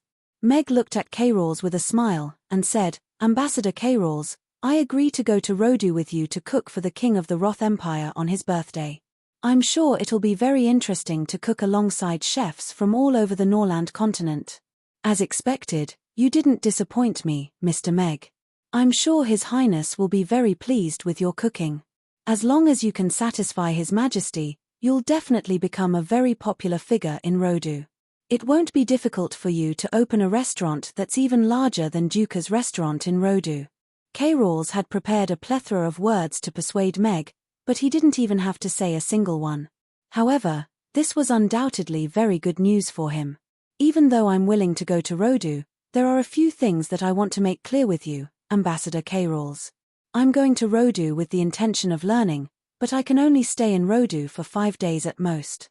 The customers of Mammoth are still waiting for me to cook for them. I won't be staying in Rodu, nor will I be staying in the royal palace. Amy still has to study magic from the 2 great magic casters in Chaos City, so I have to return to Chaos City. Also, even though Mammoth is a small restaurant, its net profit is still around 500,000 copper coins per day. Once I leave, the restaurant will have to close down. Seeing as His Highness is inviting me to Rodu, then my salary for the next 5 days will be. Meg looked at K-Rawls with a smile, but his words suddenly trailed off. K-Rawls faltered momentarily before replying with a smile, "You don't have to worry about the remuneration, Mr. Mag. His Highness will definitely pay you 500,000 copper coins per day, and I'm sure you won't be shortchanged. However, Mr. Meg, perhaps you've never left Chaos City before. Rodu is not inferior to Chaos City in the slightest. Furthermore, all of the wealthy people of the Roth Empire gather in Rodu, and the scale and development of the restaurant industry far exceeds that of Chaos City. Are you sure you don't want to consider going to Rodu? Furthermore, as long as he could become a favorite of the second prince and His Majesty, it would not be impossible for him to receive a noble title. That was something that was impossible to achieve in Chaos City. Your daughter is currently learning magic from 2 great magic casters, but if she goes to Rodu, she'll be able to enter the Magus Tower with just a single word from the second prince. That's the legendary Holy Land for magic casters. That would be an incredible honor. K-Rawls looked at Mag with a hint of excitement in his eyes. Sorry, I always like to believe in what I already have. Meg smiled and shook his head. K-Rawls took a meaningful look at Meg, and upon seeing that he had no intention of changing his mind, he rose to his feet and said, "All right, then I won't force you, Mr. Meg.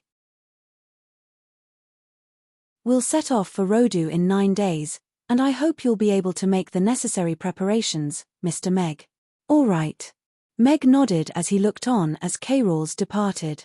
In the suede textiles shop, all of the tailors were busy, and all of the employees were busy assisting the tailors.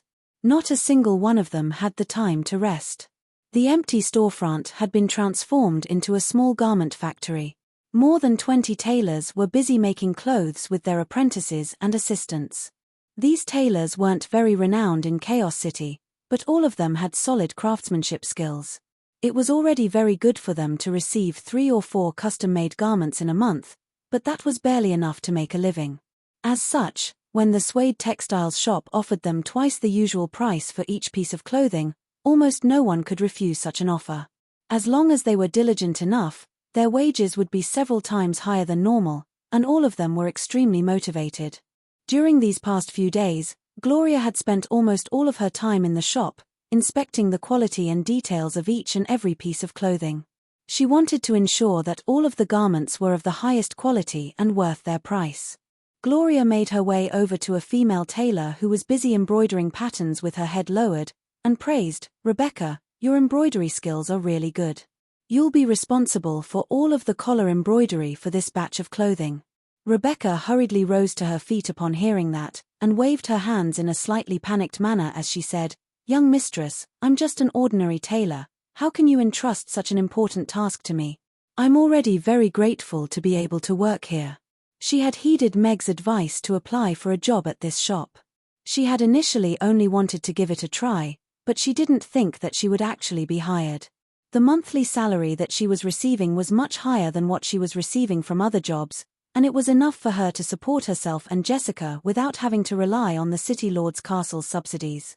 Rebecca knew that Mr. Meg and young Mistress Gloria were definitely acquainted with one another, but she didn't slack off because of that. Instead, she worked even harder to complete her job. However, now that Gloria was going to let her embroider the collars of the garments, which were said to sell for hundreds of thousands of copper coins each. How could she possibly be worthy of such a position? Gloria shook her head with a smile, and said, "You're more than qualified for this job. I hope that every customer will receive the most perfect clothing, so I can't do without you." Jessica looked at Gloria, and tears were already welling up in her eyes. Once upon a time, living was already a luxury to her, let alone hearing praise from others. This feeling of being recognized and respected was something that she hadn't felt in a long time. Gloria smiled, and asked, "By the way, I heard that you have a daughter who sometimes plays outside the shop, right? Because the child is still young, and I'm the only one taking care of her, I asked her to come to the door during lunch and share half of my food with her. If young mistress doesn't like it, I'll tell her not to come again." Jessica's expression suddenly became a little nervous, and she hurriedly said. Gloria shook her head, and said, "Of course not. What I want to say is that if the child is willing, you can bring her to work and let her play in the shop. It's fine as long as she doesn't disturb the master's work. I'll have them prepare an extra portion of food, so you don't have to share half of it with the child." Rebecca looked at Gloria in disbelief. A few days ago, Teacher Luna proposed to establish the first batch of funds for the foundation, and it won't be long before your child can go to school. But before that, let her accompany you in the shop. That way, you'll feel more at ease. Gloria continued. Thank you. Rebecca stood up and bowed deeply to Gloria. "Then, I'll leave the embroidery of this batch of garments to you." Gloria returned the bow with a smile. "Uncle Meg, will Uncle Blower be able to come back?"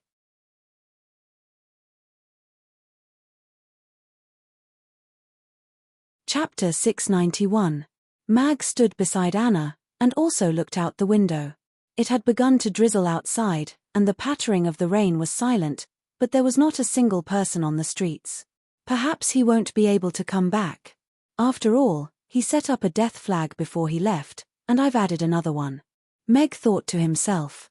He looked down at Anna, who was wearing a concerned expression, and feigned a nonchalant smile as he said, "It's all right." Perhaps he was delayed by something important on his way back. Even if he doesn't come back today, he'll be back in a few days. Really? Anna looked up into Meg's eyes, trying to find an answer. Really? Mag nodded in a firm manner. In reality, he didn't really believe this, either. Blower didn't seem to be very reliable, but from what he had said that day, Mag could deduce that what he was going to do this time was most likely not going to be a simple task. Then I'll wait for him for a while longer. Anna withdrew her gaze and looked out again. All right. Meg nodded and also stood by the window. He had met many people after coming to this world. Even though they weren't close friends, Mag still couldn't harden his heart. His mindset had changed a lot after all. The rain gradually became heavier, and the raindrops fell onto the floor-to-ceiling windows, creating a curtain of water that obscured the view. There was no sound of knocking on the door. Go to sleep first. He'll be back for sure. Meg looked at the clock on the wall to find that it was already midnight. He heaved an internal sigh as he patted Anna's head gently. Ding! The sound of a bell sounded from outside the door. It's Uncle Blower. Anna's eyes lit up as she rushed to the door and pushed the door open. The rain was swept in by the wind, drenching Anna's entire body. The bell hanging on the door jingled in the wind and rain, but there was no one in the dark rainy night. Anna stood at the door with tears and rainwater flowing down her cheeks as she stood there in a daze. He'll be back. Meg closed the door gently and carried Anna upstairs. Meg changed Anna into a set of dry clothes, dried her hair, and gently placed her on the bed. Amy and Ugly Duckling were already sound asleep. Go to sleep. Perhaps he'll be back tomorrow morning, Meg said in a gentle voice as he tucked Anna under the thin blanket. Uncle Meg, am I a cursed elf? All those who are close to me have bad endings, Anna asked as she looked at Meg with tears in her eyes. Of course not. Anna is a good girl, not some cursed elf. Mag shook his head with a smile as he looked at Anna. Thank you, Uncle Mag, Anna said softly as she looked at Mag. She then turned around slowly with her back facing him. Mag stood beside the bed for a while as he looked at Anna with a sympathetic expression. What kind of things must she have gone through for her to have such thoughts?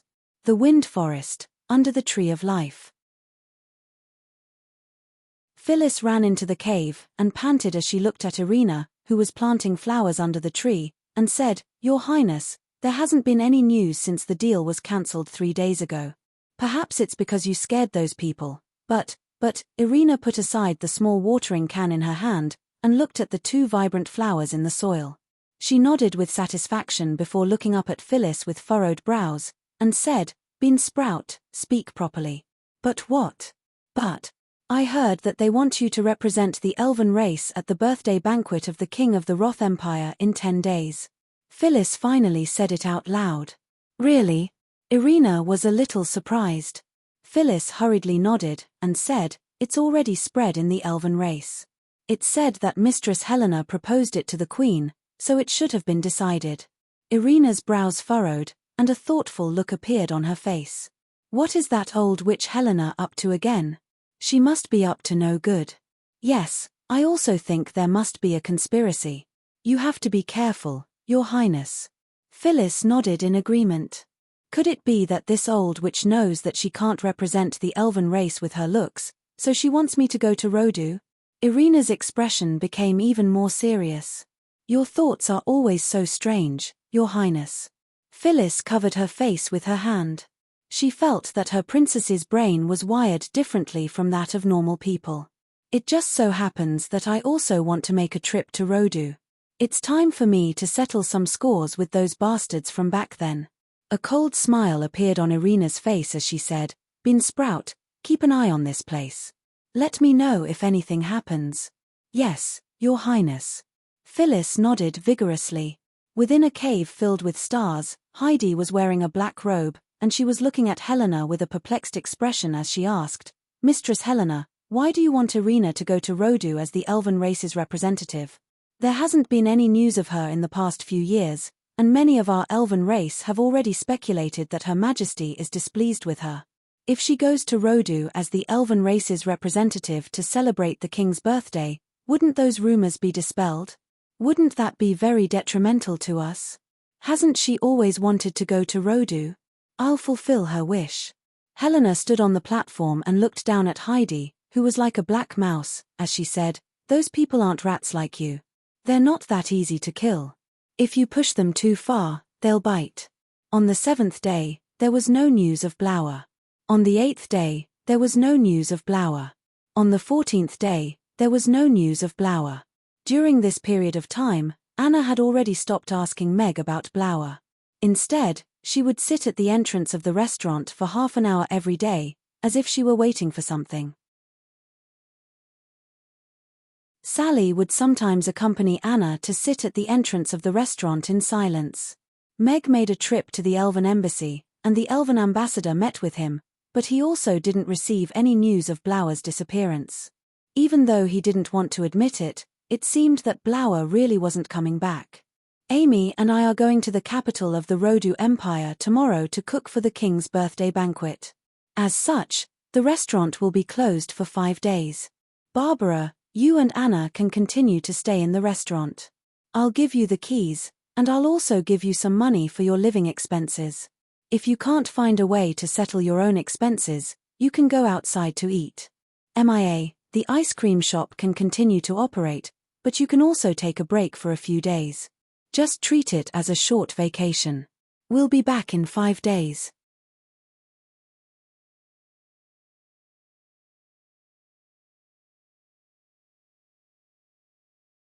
If Crassus was also going to Rodu, then their trip would be much safer. With how much Crassus doted on Amy, there was no way that he would allow Amy to fall into danger. As such, he would be able to do some things without holding back. The horse-drawn carriage traveled for close to an hour before stopping at the northern city gate. Meg carried Amy out of the horse-drawn carriage, and the coachman and 2 servants came forward to pick up the luggage in the carriage. "Wow, father, look. There's a huge bird over there." Before Meg had a chance to find the bird, Amy was already pointing to the left with an excited expression. Meg turned to find a huge black bird with a wingspan of over 30 meters lying on the ground beside the city wall. Even though it was lying on its stomach, it was still around 3 to 4 meters tall, making it look like an airplane. The bird resembled an eagle, but it wasn't as sharp and unruly as an eagle. Its massive head seemed to have been sliced in half, and there was only a flat surface above its head. Its blue eyes appeared to be quite docile, and it was currently eating fist-sized beans with its head lowered. Aside from its head, everything else was completely still. This was a common flying steed on the Norland continent, the flat-headed falcon. It wasn't very fast among flying steeds, but it was renowned for its docility and ability to carry heavy loads. It was a must-have choice for wealthy families on long-distance trips. Meg was no stranger to this bird, but he was still quite stunned to see it in person. There were many seats and boxes fixed to the bird's back and wings. A long ladder had been set up on the bird's back, and workers were climbing onto the bird's back with boxes and luggage. K-Rawls was standing beside the bird, and he was conversing with two officials who appeared to be from the city lord's castle with smiles on their faces. He raised a hand to signal to Meg and the others before continuing with their conversation. Meanwhile, his son, Elijah, was standing beside him with a gloomy expression. He faltered slightly at the sight of Meg, and a hint of rage immediately appeared in his eyes as he clenched his fists tightly. Meg took note of Elijah's actions. He didn't have much of an impression of this ambassador's son, and he didn't know when he had incurred his father's wrath. However, he didn't take this matter to heart. He had seen many young masters like him in his past life, all of whom bullied the weak and feared the strong. Meg was just about to walk toward the bird with Amy in his arms when a horse-drawn carriage stopped beside Meg. The curtains of the carriage were lifted, and a young woman in a grey linen dress emerged from within. Miss Luna. Teacher Luna. Mr. Meg, Amy. All three of them greeted in unison. Meg turned to Luna with a hint of surprise on his face, while Amy was elated. Luna disembarked from the horse-drawn carriage and explained with a sincere expression, "I heard that Mr. Meg will be traveling to Rodu with Ambassador K-Rawls, so I'd like to request a ride with you. The debate over the decimal system has reached a critical juncture, so please make some time to meet my grandfather after you arrive at Rodu." Meg looked into Luna's sincere eyes, and nodded with a smile as he said, "Then I'll have to trouble you to introduce me to him, Miss Luna." "Thank you." A smile appeared on Luna's face. "That's great. Teacher Luna will be coming to Rodu with us as well." Amy got down from Meg's arms and held onto Ugly Duckling with one hand, while holding onto Luna's hand with the other with an elated smile on her little face. The two officials from the city lord's castle concluded their conversation and made their way toward the city gate before stopping beside Meg. One of them was Dykus, and he extended a hand toward Meg with a smile as he said, "Mr. Meg, I wish you a pleasant trip." "Thank you." Meg also shook Dykus' hand with a smile on his face. "Mr. Meg, Miss Luna." K-Rawls nodded at Meg and Luna, and then turned to Meg with a smile as he said, "Mr. Meg, you really are a talent. Even City Lord Michael told me to take you back to Chaos City in 5 days. Thank you for your kindness, City Lord." Meg smiled in response, but didn't offer any further explanation. K-Rawls glanced at his watch, and also didn't ask any questions. He nodded, and said, "It's getting late, let's get ready to set off." "All right." Meg carried Amy and climbed onto the bird's back with Luna, and they were arranged to sit in the front row near the bird's head. "Ugly Duckling, we haven't even taken off yet. Why are you trembling?" Amy sat down beside Meg, and looked at Ugly Duckling with a disdainful expression as she said, "You'll never become a swan like this. Let's get ready to set off, Elijah. Family Morton hasn't explicitly refused yet, so I'll contact them again after I return to Rodu. As a man, you have to be patient in order to achieve great things." K-Rawls patted Elijah's shoulder before climbing onto the giant bird. Elijah's eyes lit up again, and he also climbed onto the bird's back. "Take off. Our destination is Rodu," K-Rawls announced after everyone had boarded the bird's back.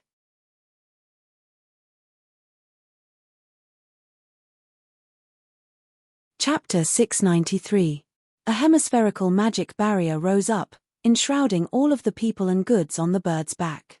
The giant bird flapped its wings and continued to rise higher and higher. In the blink of an eye, the buildings on the ground had been reduced to small boxes, giving them a panoramic view of the entire Chaos City. "Wow! It's so fun to fly. Father, look."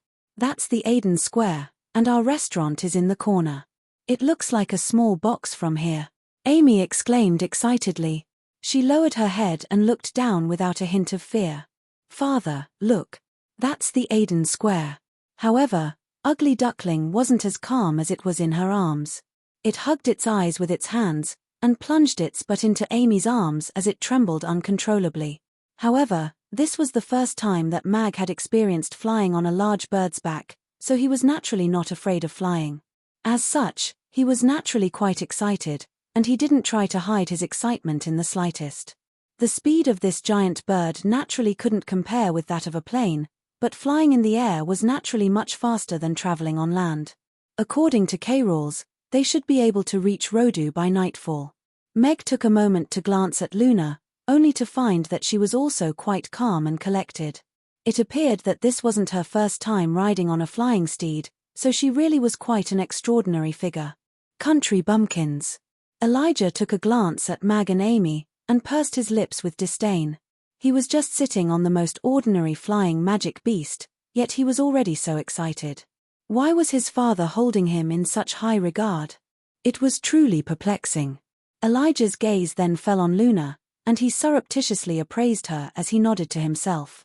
This young Mistress Luna is quite beautiful. Compared to those mediocre women, her intellectual temperament is quite captivating. If that Gloria doesn't agree, then I can consider asking father to propose marriage to her family. Meg noticed all of Elijah's little movements, but he wasn't too worried about Luna. According to K-rule's attitude towards Luna, her family's strength and reputation should be above K-rule's. If Elijah wanted to do anything, he would have to consider his own status. Ugly Duckling, you can't be like this. As a duck, how can you be afraid of heights? Chaos City gradually disappeared from sight. Amy withdrew her gaze, and looked down at the trembling Ugly Duckling in her arms. Ugly Duckling was still covering its eyes, and it didn't utter a single sound as it buried its head even deeper into the ground. If you can't fly, then you don't deserve to be called a white swan. If you're not a white swan, then I won't be able to eat roast goose. Amy looked at Ugly Duckling with a serious expression. So, I'm going to start training you to adapt to the sky now. Meg looked at Amy with an intrigued expression. He wanted to see how she was going to train Ugly Duckling to develop its fear of heights. After all, this wasn't something that could be easily avoided. Luna was also looking on from the side with a curious expression. Amy's mischievous nature often left her at a loss for words, but her little ideas were also very interesting. Ugly Duckling hadn't uttered a single sound this entire time, but that didn't affect Amy's concern for it in the slightest. She reached out to pry open Ugly Duckling's front paws, and looked at it with a smile as she said, "Ugly Duckling, we're now very, very high up in the sky. There are white clouds all around us, and the things on the ground seem to have shrunk down. They're flying high and fast, high and fast, high and fast, high and fast." Meow tilde Ugly Duckling trembled even more violently. Even though its eyes were closed, it felt as if it could already see everything down below from Amy's description, and it was struck by a sense of horror and horror. "Now, listen to my instructions and slowly open your eyes. Actually, as long as you can see with your own eyes, everything won't be so scary anymore. Come on, slowly open your eyes, slowly." Amy looked at Ugly Duckling, whose eyes were still tightly shut this entire time, and picked it up by the scruff of its neck. Her voice immediately became a little cold as she said, "If you still don't open your eyes, I'm going to throw you down." Meow. Ugly Duckling opened its eyes almost immediately, and looked down with wide eyes. Its legs spasmed a few times, and its eyes rolled back into its head as it fainted. Ugly Duckling? Ugly Duckling? Ugly. It's still alive. That's good, it really is a rare coward. Amy pinched Ugly Duckling's cheeks in exasperation before placing it back onto her lap with a resigned expression. "Amy, don't force people to do things they don't want to do. This is basic courtesy," Luna said to Amy with a smile. "All right, Teacher Luna." Amy nodded obediently. She looked at Ugly Duckling in her arms with a serious expression, and said, "Ugly Duckling, you're a duck, not a human." They flew for an entire day. The flathead eagle displayed exceptional endurance, and only rested for half an hour along the way. When the sun was setting in the west, a majestic city appeared before everyone's eyes. Rhodu was the capital of the Roth Empire, and it was also an extremely important city in the history of human development on the Norland continent. It had already been over 10,000 years since it had developed from a small settlement to its current majestic scale. During the war among species 100 years ago, Rhodu served as the rear and command center of the human race. After the conclusion of the war, the former king established the Roth Empire and set the capital here.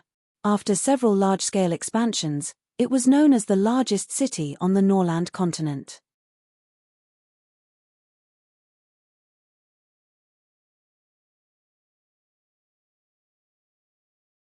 Chapter 694. What a tall city wall. It's even taller than the city walls of Chaos City. I feel. Amy stood beside the city wall and looked up. The more she looked up, the more she lost her balance and fell backward. You can't look at such a tall city wall like that. Meg caught Amy with a smile. When they left Rhodu, Amy was only a few months old, so she definitely wouldn't remember coming here. Father, let's go into the city and have some good food. Amy looked up at Meg with wide, bright blue eyes. Meg looked at Amy's expectant expression, and he almost couldn't help but agree.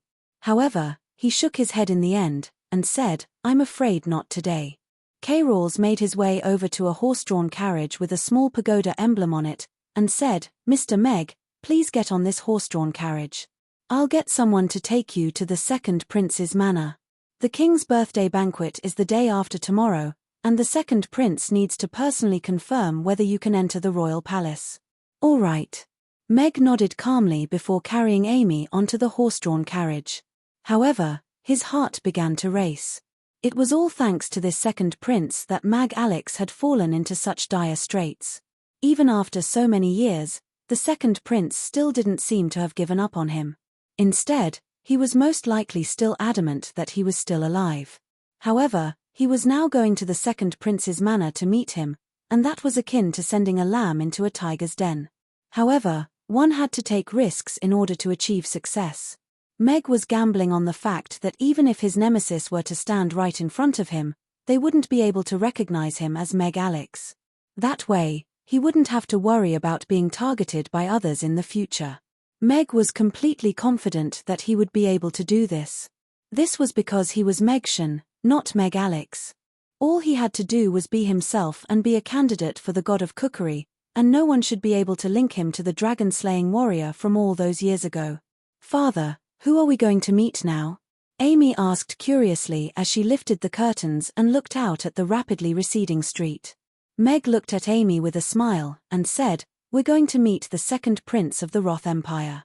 Amy, you have to remember not to give him a nickname. Even if you do, you can't say it in front of him. Otherwise, father could be kidnapped by bad people. All right, I got it.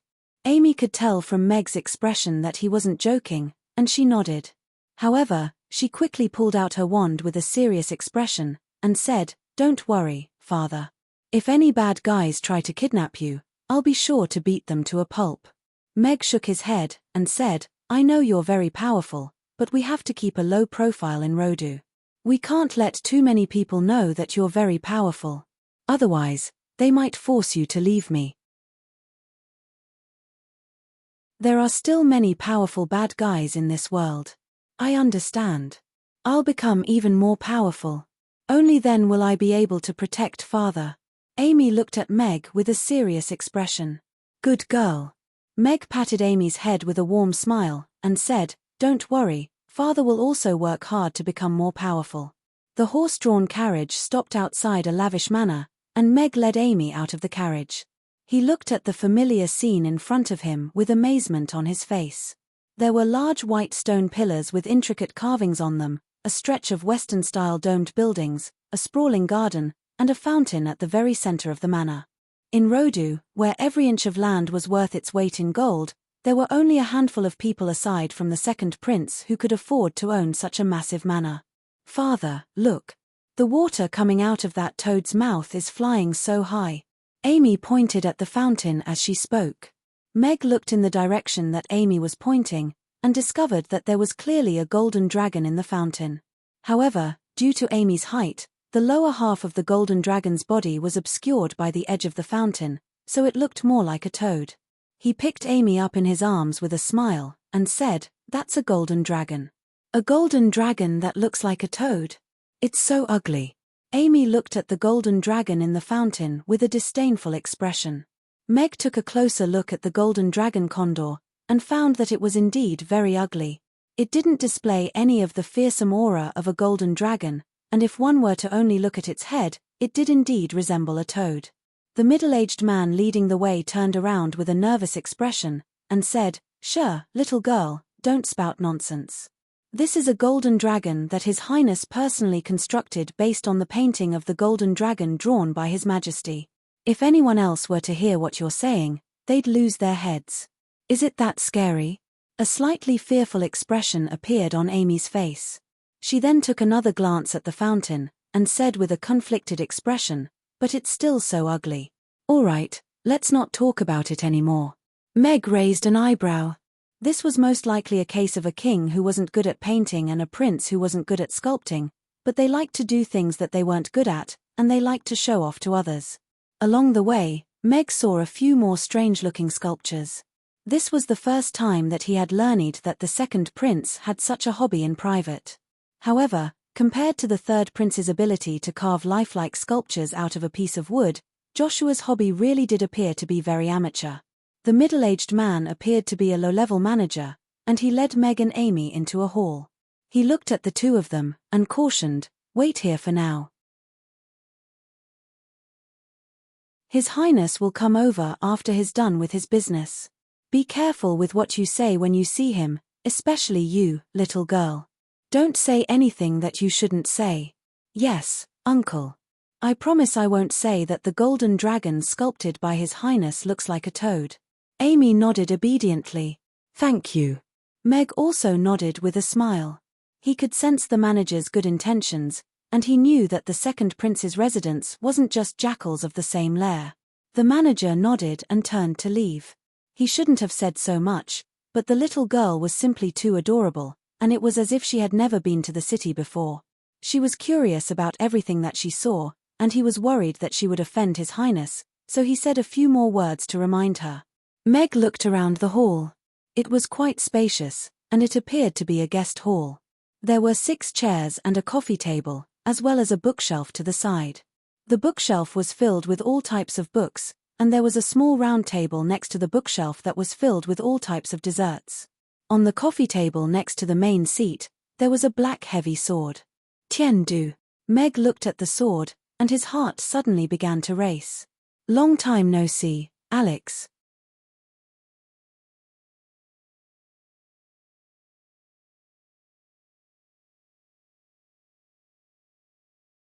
"How do you know that I'm the second prince?" Josh looked into Meg's eyes with a smile, and the aura emanating from his body was quite oppressive. Meg didn't avert his gaze in the slightest as he replied with a smile, "Ambassador K-Rawls invited us here to meet you, Your Highness. The steward brought us here to wait for you, so I'm sure no one aside from you would require this kind of treatment." "That's interesting." Josh withdrew his gaze and walked past Meg before taking a seat at the head of the table. He gently tapped his left hand on his sword as a cold smile appeared on his face, and he said, "K-Rawls did indeed vouch for you, but I'll have to taste your dishes first before I make a decision. If you can't even convince me, then there's no need for you to embarrass yourself in the royal palace. Go ahead, Your Highness." Meg nodded with a confident expression. "Very good. The kitchen is right behind here, and someone will take you there. The ingredients that you asked K-Rawls to prepare are all in the kitchen. Cook me all of the dishes that you plan to cook the day after tomorrow, and I'll taste them first." Josh nodded in response. "All right, Amy, let's go." Meg held onto Amy's hand. "I'll be done right away." Amy hurriedly grabbed all of the remaining biscuits on the plate before placing them into her little pocket. She allowed Meg to hold her hand as she continued to munch on the biscuits. Their figures are somewhat similar, but their appearances are completely different. No matter how he changes his appearance, his eyes won't change. However, I can't see any resemblance to Alex in his eyes. However, Alex doesn't know how to cook, so I'll be able to tell after tasting his dishes. Josh stroked his chin in contemplation as he watched Meg and the others disappear out the door. After exiting the hall, Mag's tense heart immediately eased significantly. This second prince really was a very meticulous person. In order to test him, not only had he brought out the Tian-Du sword, he had also set up a huge trap for him, waiting for him to jump right in. The Tian-Du sword was Meg Alex's personal sword. That sword had slain countless giant dragons, and it could be said to be one of the most renowned swords on the Norland continent. It was a testament to Alex's glorious exploits. If Alex had been the one standing here today, he would have most likely been exposed. Thankfully, Meg was already mentally prepared. Even though he wasn't very smart, at the very least, he didn't expose himself. The servant at the front led Mag to a large kitchen. The kitchen was very large, and there were chefs in white chef's uniforms who were all busy in the kitchen. The sound of chopping could be heard incessantly. Even though it wasn't time for dinner in the second prince's manor yet, it would take a lot of time just to prepare the ingredients for everyone's meals in the manor.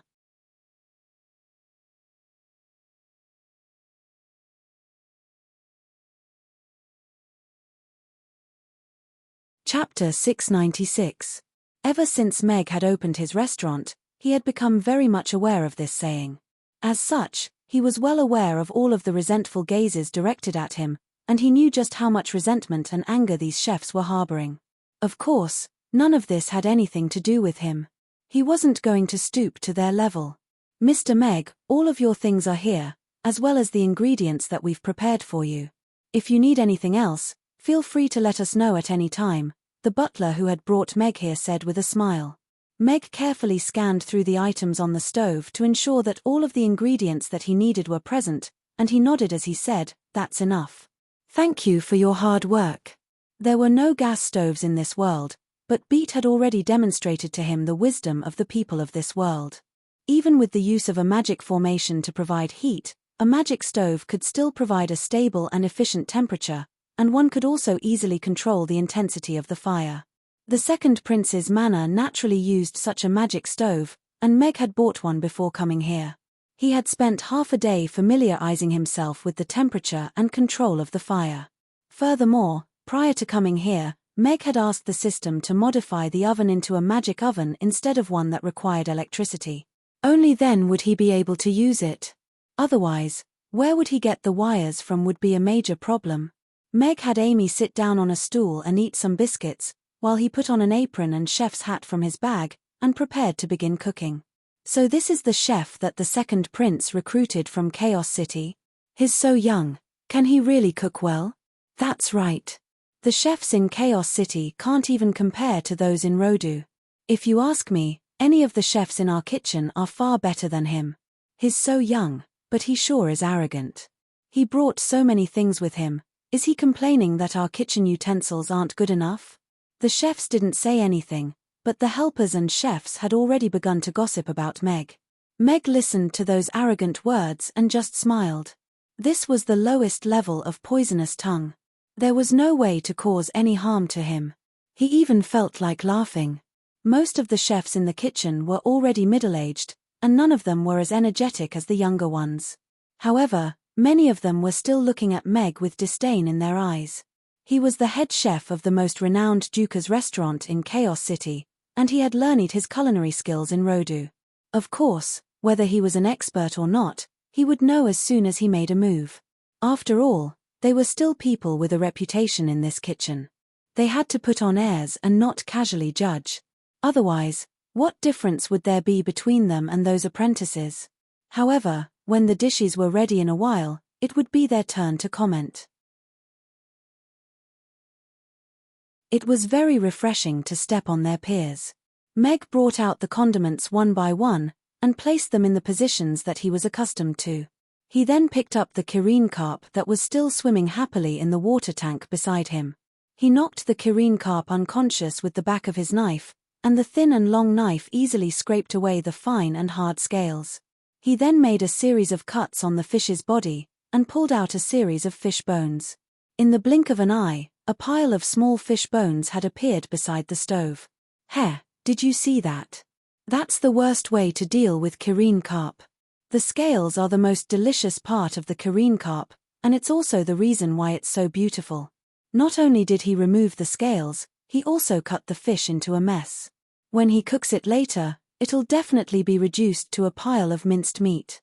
There's no beauty or value to it at all, a slightly portly chef said to the apprentice beside him. As the chef who was the most proficient in cooking fish, Matthew's words were naturally well received. It was indeed unheard of to deal with Kirin carp in such a manner, and all of the apprentices immediately began to fawn over him. With such a taste, it's no wonder that he can't cook a good fish. After cleaning the fish, Meg marinated it with condiments and set it aside. He then pursed his lips and said, "The most fishy part of the Kirin carp is its scales. Furthermore, the fine and sealed scales will prevent the fish's flavor from seeping into the fish, and at the same time, lock the fishy flavor within the fish, making it extremely bland and pungent. As for removing the bones, that's a skill that most people can't learn." Meg's voice wasn't very loud, but it was enough to silence all of the chatter. All of the chefs wore contemplative expressions, while the apprentices carefully observed each other's expressions. Matthew's face immediately flushed red upon hearing this. He didn't think that Meg would dare to refute him in public.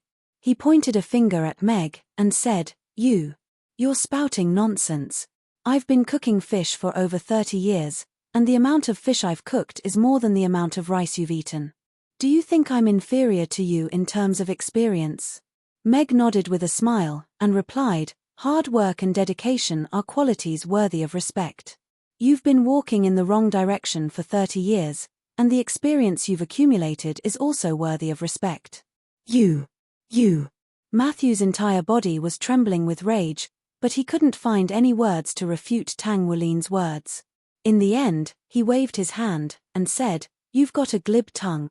Let's see what kind of fish you can cook." Meg wasn't the type to let others take advantage of him, nor was he the type to let others take advantage of him. He looked at the chubby chef's helpless expression, and his mood immediately improved significantly.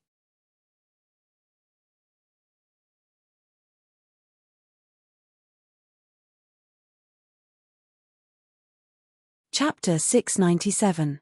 Matthew was a renowned chef in Rodu. Back when he was the head chef of the Moisen Fish restaurant beside the Moisen River, there would always be a long line of customers lining up every day just to taste his signature fish.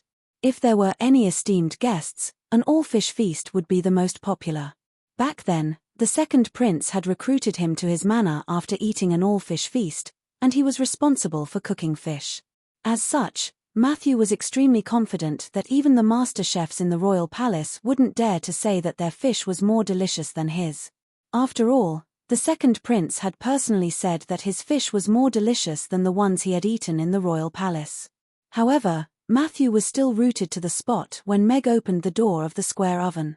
The intense spicy aroma of the grilled fish swept through the entire kitchen like a tornado. The intense spicy aroma made one's eyes narrow, but the aroma of the grilled fish made one salivate involuntarily, and they wanted to open their eyes wide to see just what kind of grilled fish it was. This was a peculiar aroma. The spicy aroma of the fish wasn't overshadowed in the slightest. Instead, it seemed to have been magnified. There was no fishy smell in the air, only the purest aroma of the fish. Even if it's grilled fish, how can it taste like this? Even the intense spicy aroma can't mask the aroma of the fish. How did he do it? Matthew felt as if his heart had been struck by an earthquake. The fish that Meg had cooked had completely upended his understanding of how to cook fish. It was completely different from his cooking methods, but the aroma emanating from it was completely unmatched. It stings my eyes, but it's also so fragrant. The spicy aroma of the fish is like a demon, infinitely magnifying the aroma, making you want to taste it right away. Chef Matthew's fish is also quite delicious, but it seems to be a little lacking in terms of aroma. All of the chefs were discussing among themselves as they inhaled the aroma of the fish, and they were already salivating. It stings your eyes, doesn't it? That's right. This is 3 portions of insanely spicy sauce, so it's only natural that it stings your eyes. Meg's lips curled up slightly. He and the second prince were mortal enemies, and he couldn't defeat him for the time being. However, it wasn't his style to not do anything, so this small gesture was a sign of respect. His Highness the Second Prince has arrived. At this moment, a voice sounded from outside. A young man in a luxurious blue robe walked into the kitchen. Your Highness. Everyone in the kitchen hurriedly bowed to Joshua to show their respect. This smell. However, Josh didn't pay any attention to them. He was staring intently at the roasting pan that Mag was taking out from the oven with a pair of large gloves on. His eyes narrowed as he exclaimed, "Is this fish?" Meg removed the lid of the braised chicken with a smile, allowing the aroma of the braised chicken to waft through the air. Yes, Your Highness. This is one of the 3 dishes that I prepared, the spicy grilled fish, the black pepper steak, and the braised chicken and rice. The aroma of steak, braised chicken, and grilled fish blended together to form the most beautiful symphony. Josh had tasted all of the food cooked by top-notch chefs, and he had tasted countless delicacies, but as he looked at the 3 dishes before him, he was still struck by the urge to try them. To him, this was something that was completely inconceivable. It had been many years since he had paid any heed to good food, but the urge to try it now was extremely clear to him. The aroma is indeed quite extraordinary, but I'll have to try it to know how it tastes. Josh nodded in response, but he didn't express his preferences on his face. Instead, he maintained a calm and collected expression. It's just the aroma, but I don't know how it tastes. With such a spicy aroma, I'm afraid the fish won't even be edible, Matthew said in a slightly sinister manner. After calming down, he had regained his confidence. As a chef, he naturally had a deep understanding of spices, and using a suitable amount of chili to mask the fishy aroma of fish was no secret. However, a good chef definitely wouldn't allow the aroma of spices to overwhelm the main ingredient. Otherwise, the dish would end up as a failure. All of the other chefs also nodded in agreement. Setting aside the black pepper steak and braised chicken, the spicy grilled fish was indeed a little overpowering. It was very difficult to imagine how many chili peppers had to have been used to create such an intense spicy aroma. Meg didn't give a response. Instead, he turned to Josh with a smile and said, "Please take a seat outside, Your Highness. I'll bring out the dishes for you." There was a small dining room outside the kitchen, and that was where the chefs usually ate. All right. Josh turned and exited the dining room. Meg scooped out a bowl of braised chicken and rice, as well as a bowl of moon rice, and placed them on a platter. He then turned to a young chef and said, "Please bring this braised chicken and rice to His Highness for me." Yes. The chef hesitated momentarily before carefully carrying the platter out of the dining room. Meg then placed the steak on a platter before instructing another chef to carry it out of the dining room. Only then did he carefully carry the spicy grilled fish out of the dining room. His Highness asked us to evaluate his cooking standards a few days ago. Let's go take a look as well, an elderly chef said as he led the way out of the kitchen. I'd like to see if his fish is edible. Matthew harumphed coldly before following him out of the kitchen. Aside from the chef and chef who had to prepare the ingredients, everyone else also made their way to the dining room. Meg placed the simmering spicy grilled fish in front of Josh with a smile, and said, "Have some braised chicken and rice first, Your Highness. The spicy grilled fish has a slightly stronger flavor, so it's best to leave it for last." Josh picked up a piece of chicken with his chopsticks, and everyone's eyes were focused on the braised chicken before him. The golden chicken pieces were of an even color, and there were no blemishes at all. The potatoes were soft and tender, but they didn't fall apart. The lettuce was still tender and green, and the red and green peppers were interspersed among them. The rich aroma of chicken and shiitake mushrooms wafted through the air, and just the sight of it made one salivate involuntarily. The evenly sliced chicken pieces were able to perfectly absorb the flavor of the condiments and broth, and a layer of bright red broth was slowly being fed into the mouth. The broth that enveloped the chicken pieces was imbued with the rich aroma of chicken broth and mushrooms, and the delectable flavor instantly brought a sense of ecstasy to one's taste buds. It was as if one had been enveloped by chicken broth and shiitake mushrooms, unable to extricate themselves. Josh gently bit into the chicken, and the texture of the meat was extremely tender. The flavor of the condiments and shiitake mushrooms had perfectly seeped into the meat, elevating the flavor to a whole new level. Josh's eyes had completely lit up, and he couldn't help but exclaim, "The flavor is superb, and the texture is superb." He picked up a spoon with his left hand and drank a spoonful of broth. The aroma of the chicken broth was enhanced to the extreme by the shiitake mushrooms, and he felt as if all of the pores on his body had opened up as a warm and comfortable feeling spread through his entire body. After that, he scooped up a spoonful of rice. There was a small moon within each grain of rice, and it was exuding a faint fragrance. The rice was quite chewy, and after biting into the small moon, the aroma became even richer, and the more he chewed, the sweeter it became.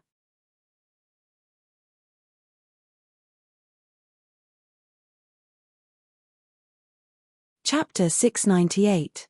As the chefs of the second prince's manor, no one knew better than them just how picky the second prince was when it came to food. All of them were renowned chefs in Rodu, but none of them dared to say that the second prince would finish all of their dishes. In fact, it was quite normal for him to not even take a single bite of their food. But now, the second prince, who usually ate slowly, was holding a pair of chopsticks in one hand and a spoon in the other. He was eating so happily that it completely overturned the image they had in their hearts. Is this braised chicken really that delicious?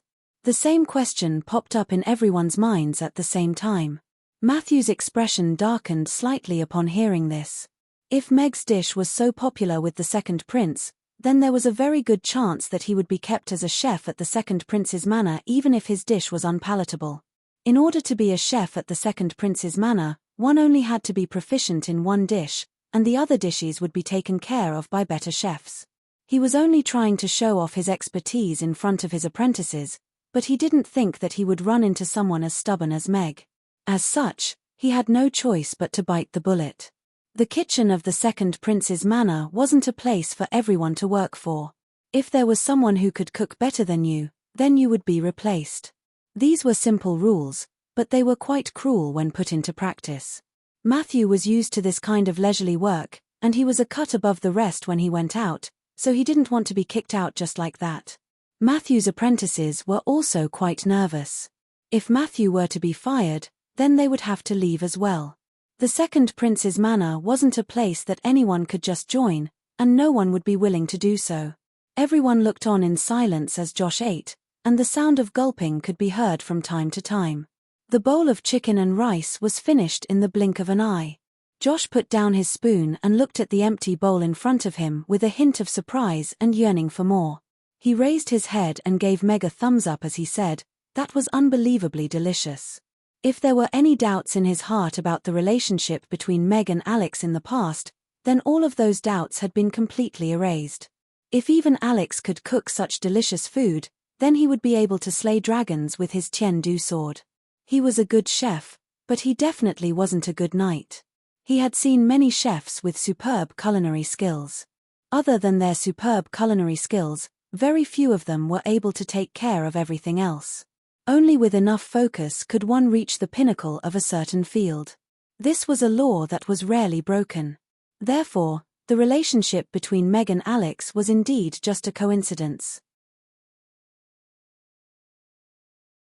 Furthermore, just this braised chicken alone was enough to convince him that Mag was going to present a dish to the royal palace the day after tomorrow. As such, he only needed to present this dish. "You flatter me, Your Highness." Meg smiled and nodded. "If it weren't for the circumstances, you wouldn't even get a chance to eat such delicacies." A commotion broke out in the dining hall. The second prince had never spoken to them in such a manner before. Although he had often praised them, it had never reached the level of inconceivable. It was clear that he was very satisfied with Meg's braised chicken and rice. Even if the chicken is good, the fish may not be good. Matthew forced himself to calm down, but he clenched his fists even tighter. Meg saw that Josh was inspecting the steak, and he reminded, "Cut the black pepper steak with a knife and dip it in the black pepper sauce to make it taste better." Josh picked up his knife and fork, and took a whiff of it with a smile as he said, "There's the aroma of wine in this steak.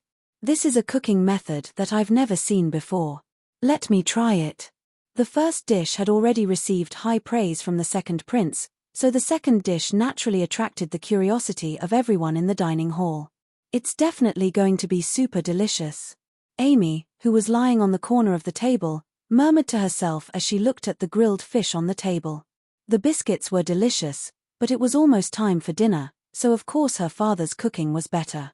The knife sliced through the tender steak, and the red meat and red wine seeped out.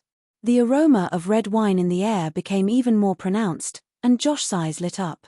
He wasn't a wine drinker, but every time the king received a special offering from the Buffett winery, he would send a box of it to his residence. As such, he was quite familiar with wine, and he was able to tell the difference between good and bad. The aroma of this red wine was most likely not inferior to that of the Buffett winery's special offering. It appeared that just the ingredients used to cook this dish were quite extraordinary. The beef was dipped in the grey pepper sauce, and Josh placed it into his mouth. He gently bit into it, and the rich gravy and red wine seeped out of the tender beef. The unique aroma of the black pepper enhanced the aroma of the beef to a whole new level. As he chewed carefully, the aroma of the meat filled his mouth, and he felt an unprecedented sense of blissful satisfaction. Josh's eyes were already closed, and he was slowly chewing on the beef with a blissful smile on his face. He had already forgotten how long it had been since he had tasted such blissful food. There was no need for him to say anything, and everyone could already see the answer on Josh's face. It was clear that this second dish was also very satisfying to Josh. This was the expression that chefs wanted to see on their customers' faces the most. Seeing a customer completely immersed in the food that they had cooked gave them an incomparable sense of accomplishment. And now, such an expression had appeared on the second prince's face. It was difficult to imagine just how delicious this black steak was. The steak was quickly devoured by Josh, and the sound of his knife clanking against the empty porcelain bowl rang out. Josh looked up at Meg with an unsatisfied expression, and smiled as he said, "Father will definitely like this dish." The sound of sharp intakes of breath rang out within the restaurant as everyone wore astonished expressions. They had thought that this was a test that the second prince was giving Mag, but who would have thought that the second prince would give such an evaluation after only the second dish? It was quite clear that he was going to make Mag cook for the king. Even though he had already eaten a braised chicken and rice and a black pepper steak, Josh felt that his appetite had been completely stimulated. He turned to the spicy grilled fish that was still steaming under the heat of the flint, and said with an intrigued expression, "It does smell quite spicy, but I'm more curious about how this fish tastes. Is there any difference between it and normal fish?" "Of course there's a difference. How about 3 portions of insanely spicy?" Meg thought to himself with a smile on his face.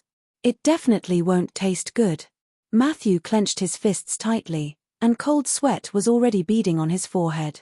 Both of Meg's dishes had received a lot of approval from the second prince, and everyone in the restaurant was also very curious about his final dish. The fish was almost completely covered in red chili peppers, and there wasn't even a place for him to put his chopsticks down. Josh used his chopsticks to push aside the red chili peppers before picking up a piece of fish that had been stained red by the gravy and placing it into his mouth.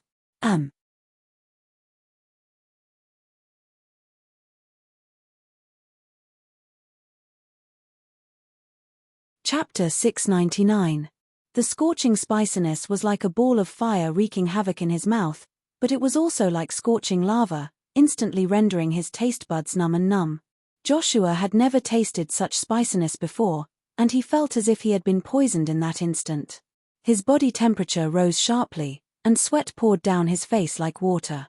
Even the air coming out of his nose had turned into white smoke. "Are you all right, Your Highness? Someone, go get a doctor," everyone in the restaurant hurriedly asked.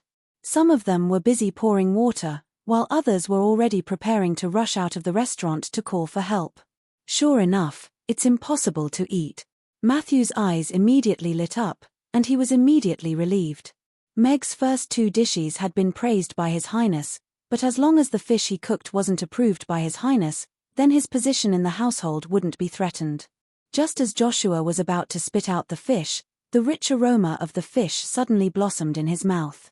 It was as if rain had suddenly descended upon a desert after a long drought, and the tender fish melted in his mouth. This was an incomparably delicious flavor, and it blossomed in the firelight, completely suppressing the scorching spiciness. His numb tongue and taste buds were rejuvenated, and they seemed to have become more sensitive. Every single taste bud was hungrily experiencing the freshness of the fish, and the flavor became even more distinct and delicious amid the spiciness.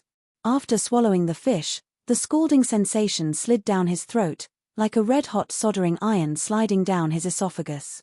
However, it turned into a warm current in his body and spread to his limbs and bones. It was as if he had taken a comfortable hot bath. Just a small mouthful of fish was enough to make Joshua experience a rollercoaster ride in that short span of time. Pain and deliciousness existed side by side, but in the end, it all transformed into a carefree and comfortable feeling. Just that one mouthful of fish was enough to satisfy him. His throat was still scorching hot, and his tongue was becoming numb again. However, Joshua felt as if his hands were uncontrollably picking up another piece of fish before placing it into his mouth.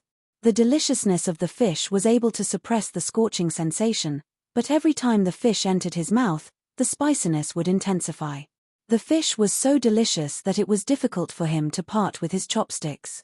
One mouthful after another, it almost became an endless cycle. Hold on. His Highness seems to like this fish very much. The old chef called out to his apprentice, who had already reached the entrance.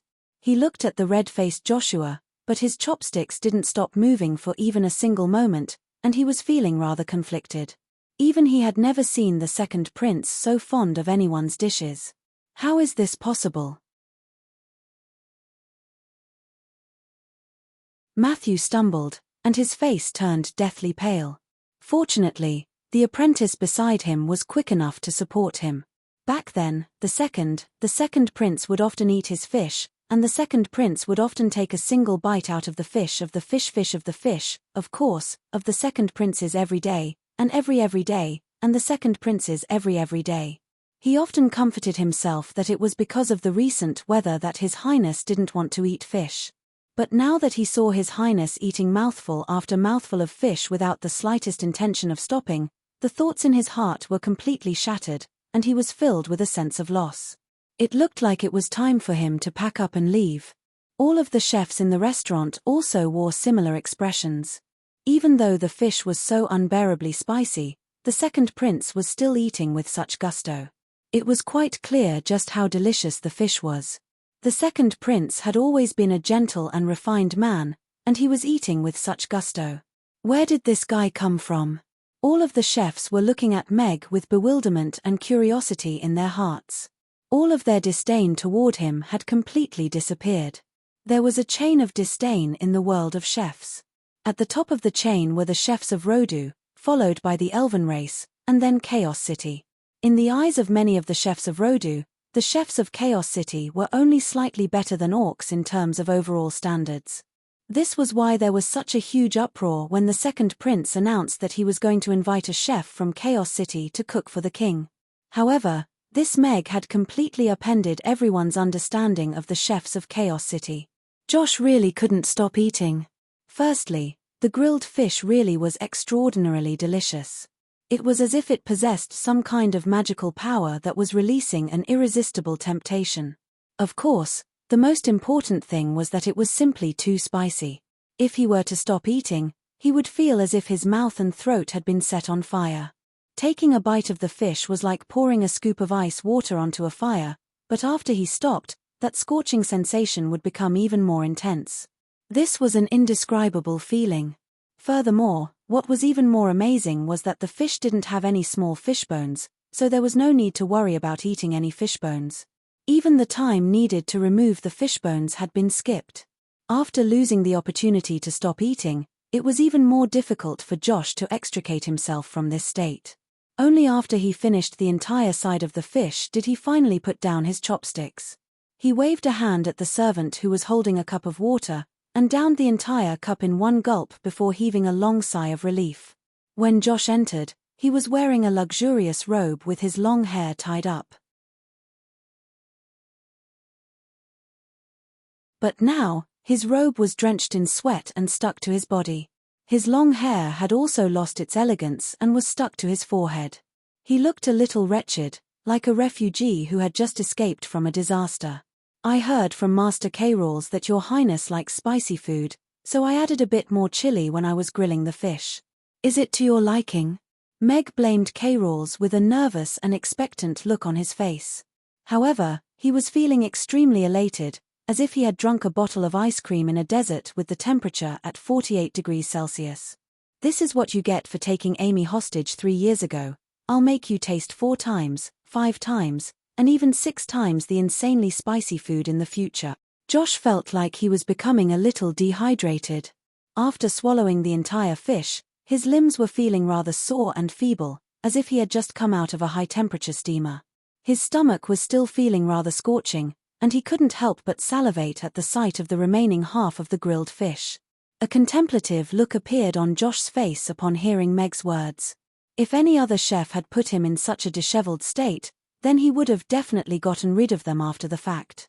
However, the grilled fish cooked by Meg had left him sweating profusely, and it was irresistibly delicious. On top of that, the spiciness seemed to be the essence of the dish.